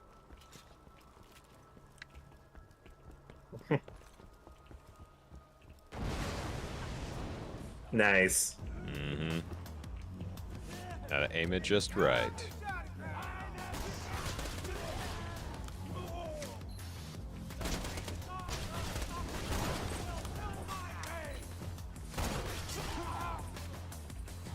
When people say, oh my god, this looks unplayable. Me, adapt, overcome.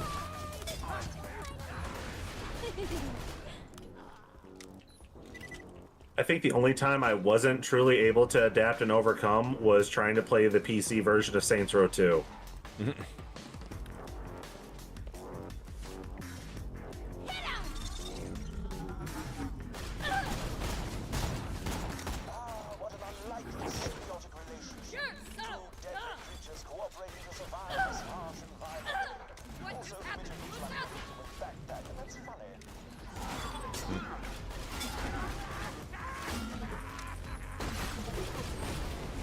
Hell yeah. Wonderful. Fucking A. Fracas was most helpful to my studies on Bullymong social structures. Return to the bounty board at your earliest convenience. And smaller magazines. Oh, Yay. hi! I forgot about him.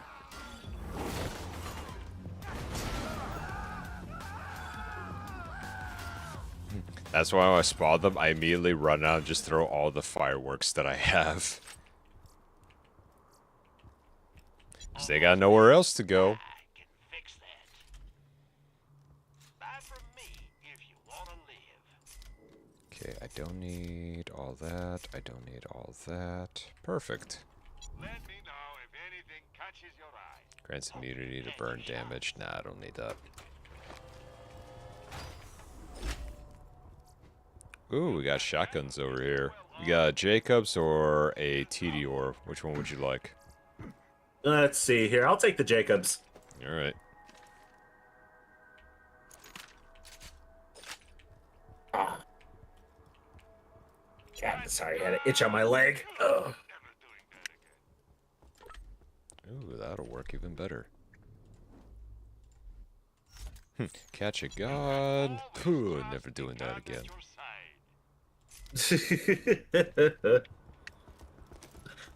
All right, shall we clear the boats? Indeed.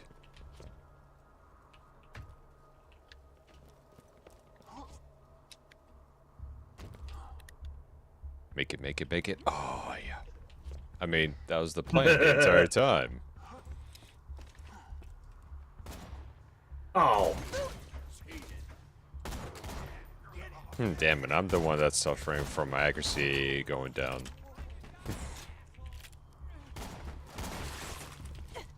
Damn it, I swear to God, I get him like just a millimeter off. Oh, trust me, you don't even want to see how I look when I'm scoped in. I'm back what I missed. Currently playing Borderlands 2.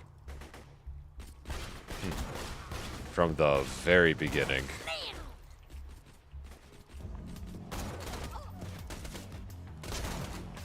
Oh god, the amount of scope sway that I have right now.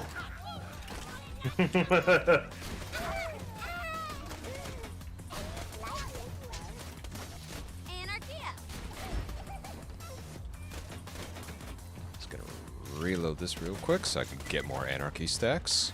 Thank you.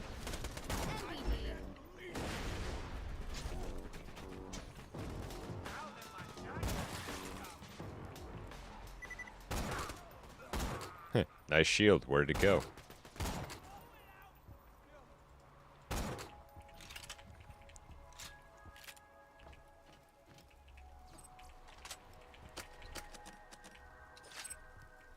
Ooh, money. Don't mind if I do. Eh. You know, now that I think about it, I actually have the I'm actually able to play Borderlands 3 on keyboard and mouse, but I think the only reason I am is just because of the slide.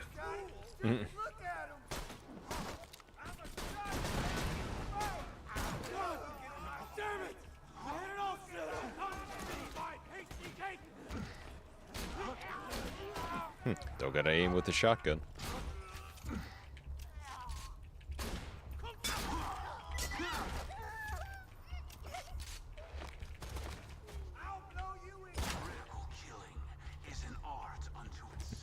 Yes, it is over. For you, that is.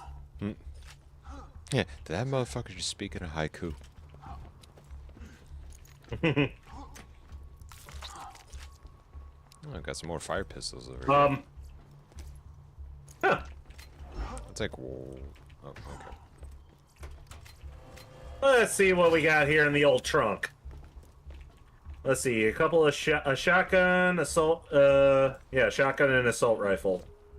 Okay. Let's see, we got a bandit shotgun and a torque assault rifle. Which one do you want? Since it's your playthrough, I'll let you go first. I'll take the torque rifle. All right. Just have as a nice to have a third weapon that does some type of. What's up? You're full up, aren't you? No, no, no. I had to sneeze. I was luckily enough to catch that, so that way I didn't blast the entire chat's eardrums out. Like, I'll feel a sneeze coming on, but it's a sneeze that I cannot hold in for the life of me. Oh god. Here, I found this one, by the way, a Mally one. Pistol. God damn it! I did it again. I gotta move my keyboard because I keep accidentally touching it with my controller, and then it force disconnects. All right, let's get a move on. Oh, hello. Now we could go ahead and sell real quick, and then continue on with the story. Yep. Yeah, no, I genetically have like one of the loudest sneezes ever, and don't get me wrong, it clears the airways, but good lord, when it comes out, the entire building knows. There was one day I was at work at my old shop, and I worked at a truck stop that had a shop to it, pretty much. And what wound up happening, I am at the very front of the lot, just doing a general cleanup, because for some reason, even though we were shop hands, we were also lot maintenance.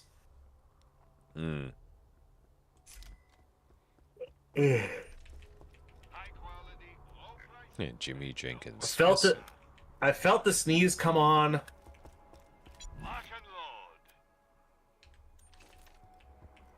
I felt a sneeze come on. I couldn't stifle it for the life of me. Just let it out.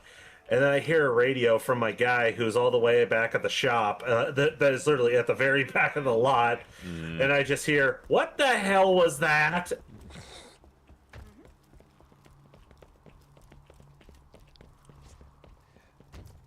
I got something. I get on my I get on my radio. Yeah, go ahead. Yeah, I get on my radio and then I just go, "That was the sound of me blowing my brains out of my nostril." I think I saw a bit of some pink flying away, but I think I'm good. No, I was gonna say one time when I was back in high school, I was taking my math final for Algebra 2.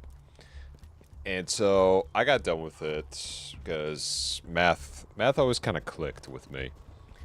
And what ended up happening was I was very, very tired that day because I was studying all night, and I was just crashing out after like fucking 2 monsters just to get through. This was my last final, so I was like, you know what? I still got about an hour left. I can't go anywhere because reasons. So I said, okay, fuck it. I'm just gonna nap.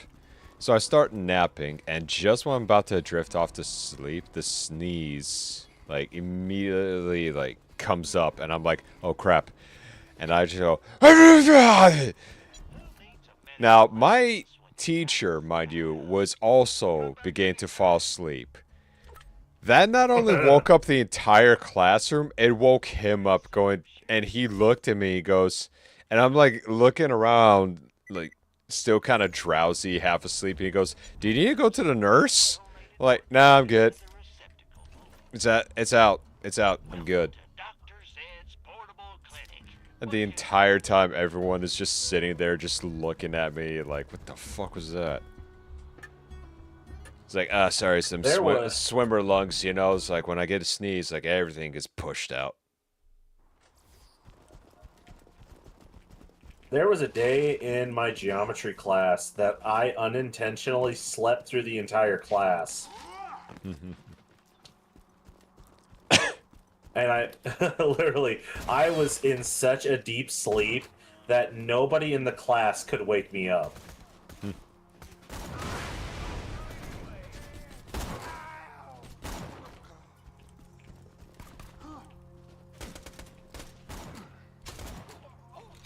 Teacher, I think he's dead. He's not dead.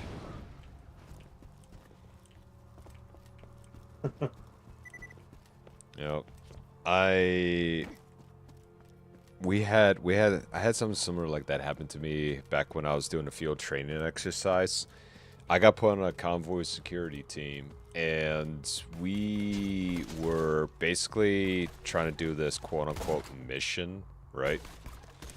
Where we had to build up a bridge to cross to a new fob location.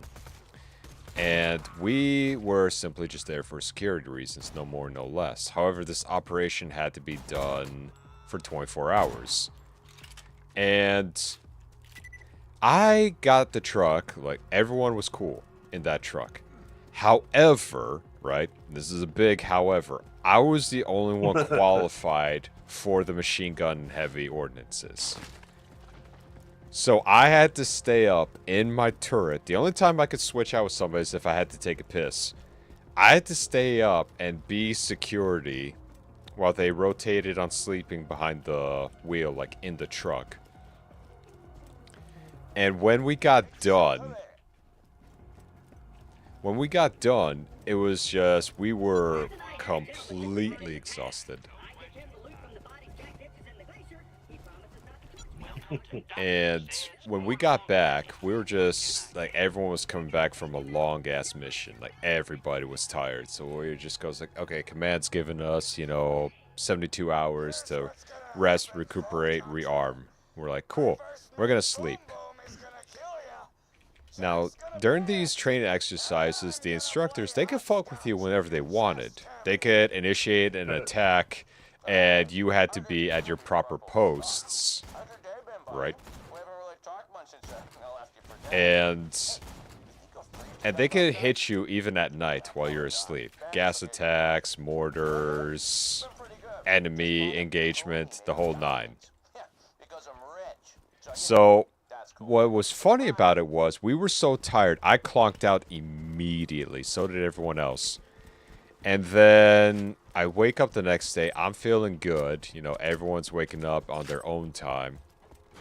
And my chief comes up and he goes, okay, a couple of things. Everyone, I need you to listen close. First thing, they didn't know that we were back on post. I want everyone to understand that we want to keep it that way. Don't say we were here yesterday. We're like, okay, why?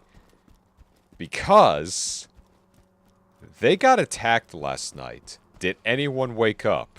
We're just like, wait, we got attacked last night? It's like, yeah, they threw in gas, small arms fire, and mortars. Did anyone hear any of that? And everyone shook their fucking heads. And he goes, great, me neither. Don't say a fucking word. And we still got our extra 48 hours. We're like, we were so damn tired that we slept through all the makeshift gunfire, explosions, and everything else. I'm like, how? That's the question of the hour right there. I was like, oh my god, I can't believe... Because that right there would get you into so much trouble. But the fact that the entire convoy security team was out, like, just out, we were just, it's like, yeah, we're just gonna get a pass. We're just gonna pass. And my chief just looked at me, he's like, how you doing? And I just go, I have never slept better. He goes, yeah, me too. But the fact of the matter is that we slept through all those pyrotechnics and then some. I'm sitting there just going, yep, you really can't sleep through anything if you're tired enough.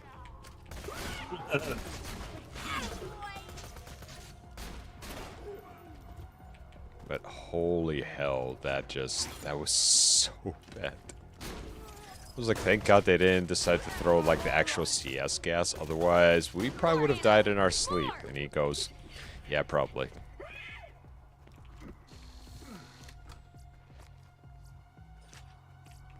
Nothing but pistols.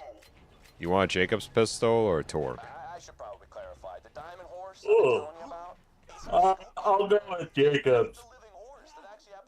Here you go. I'll go get it. Okay. Let's, after we take care of Boom Boom, I think I'm gonna call it a night. Same here.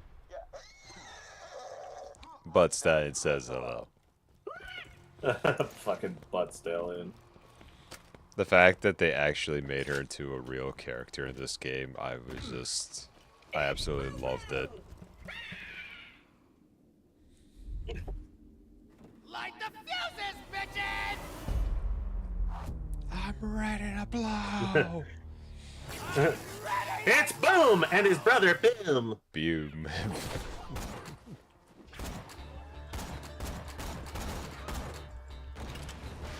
Boom's dead.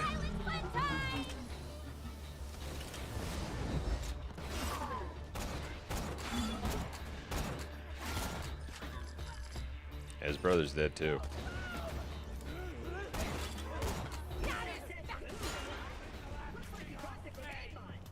Yep, that worked. What the? They're still gonna spawn the psychos. I know, but I couldn't tell one of the psychos was there because all I saw was your death trap. Turns around, the death trap's just eating the psycho. Oh my god! He's like, yep, he'll do that. You want to do the honors? Sure, why not? Oh, idea! Brilliant! Get on that cannon. Just blast this gate down. But Trajectory 1, locked. Trajectory 2, locked.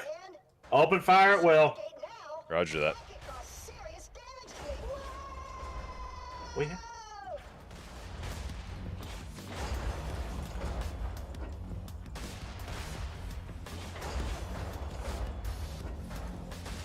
We Aims a bit much. There we go.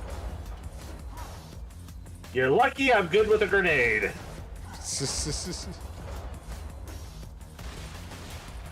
There we go. And there's a couple more. I can only imagine if this one had the destructibility from what's that one space game with all the good destructibility? Fuck, what was it called? Red Faction. Red Faction Gorilla, fucking Yep. love that. I fucking love it. There's still more of you fuckers? I guess a couple of them wised up. Just look at all the effects on the ground. Or they got stuck on the wall. Alright, but this is gonna be the call-in point for tonight. That's fine, 'Cause buddy. I don't know about you, but my eyes are starting to hurt a little bit. Me never puts in like third eye drops since this morning. My eyes feel perfectly fine and moisturized. Moisturize me. Oh my. Okay, there we go. Now let's see who's on right now. Reshape. Yeah, Gordy's still. Let's see. Get a little more of that. Perfect. There we go. Yeah, Gordy's still going. Want to harass the pumpkin? I don't see why not. I'm just gonna do my outro before we go ahead and board ship. Yep. Alright, I'm gonna mute myself real quick. Go right ahead. Alright, well, that's gonna have to do it for the two of us today. I appreciate everybody stopping in, having a wonderfully good time with our very interesting talks, with a bit of gameplay on the side. As for tomorrow, there will be an earlier stream with a collaboration of Doodlebug and a few other guests coming aboard, so do stay tuned for that. I think it'll be probably happening around... Give me 1 second here. I just need to look at the messages here real quick. Where is it? So it'll be at 3 p.m. EST, which means for us over here, I just gotta do a quick little conversion here.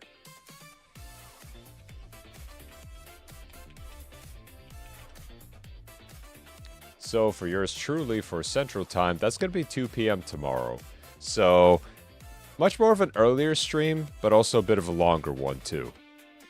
So do get excited for that, because we are going to have a hell of a time. But up until then, what do you say we go ahead and raid a certain pumpkin, shall we? I figure it'd be a lot of fun. And Hey, tomorrow is Friday after all, so that only means one thing. The weekend is indeed upon us. Let me know if you're gonna have any plans, or you just think about just hanging out and chilling. But yes, do come by tomorrow, because we're gonna have so many shenanigans, so much. But until then, I wish you all a very wonderful morning, afternoon, or evening. Now let me just... Oh, I gotta fix this real quick. Sorry, give me a moment. And... Okay, perfect. I'm just gonna go ahead and get this raid all set up here.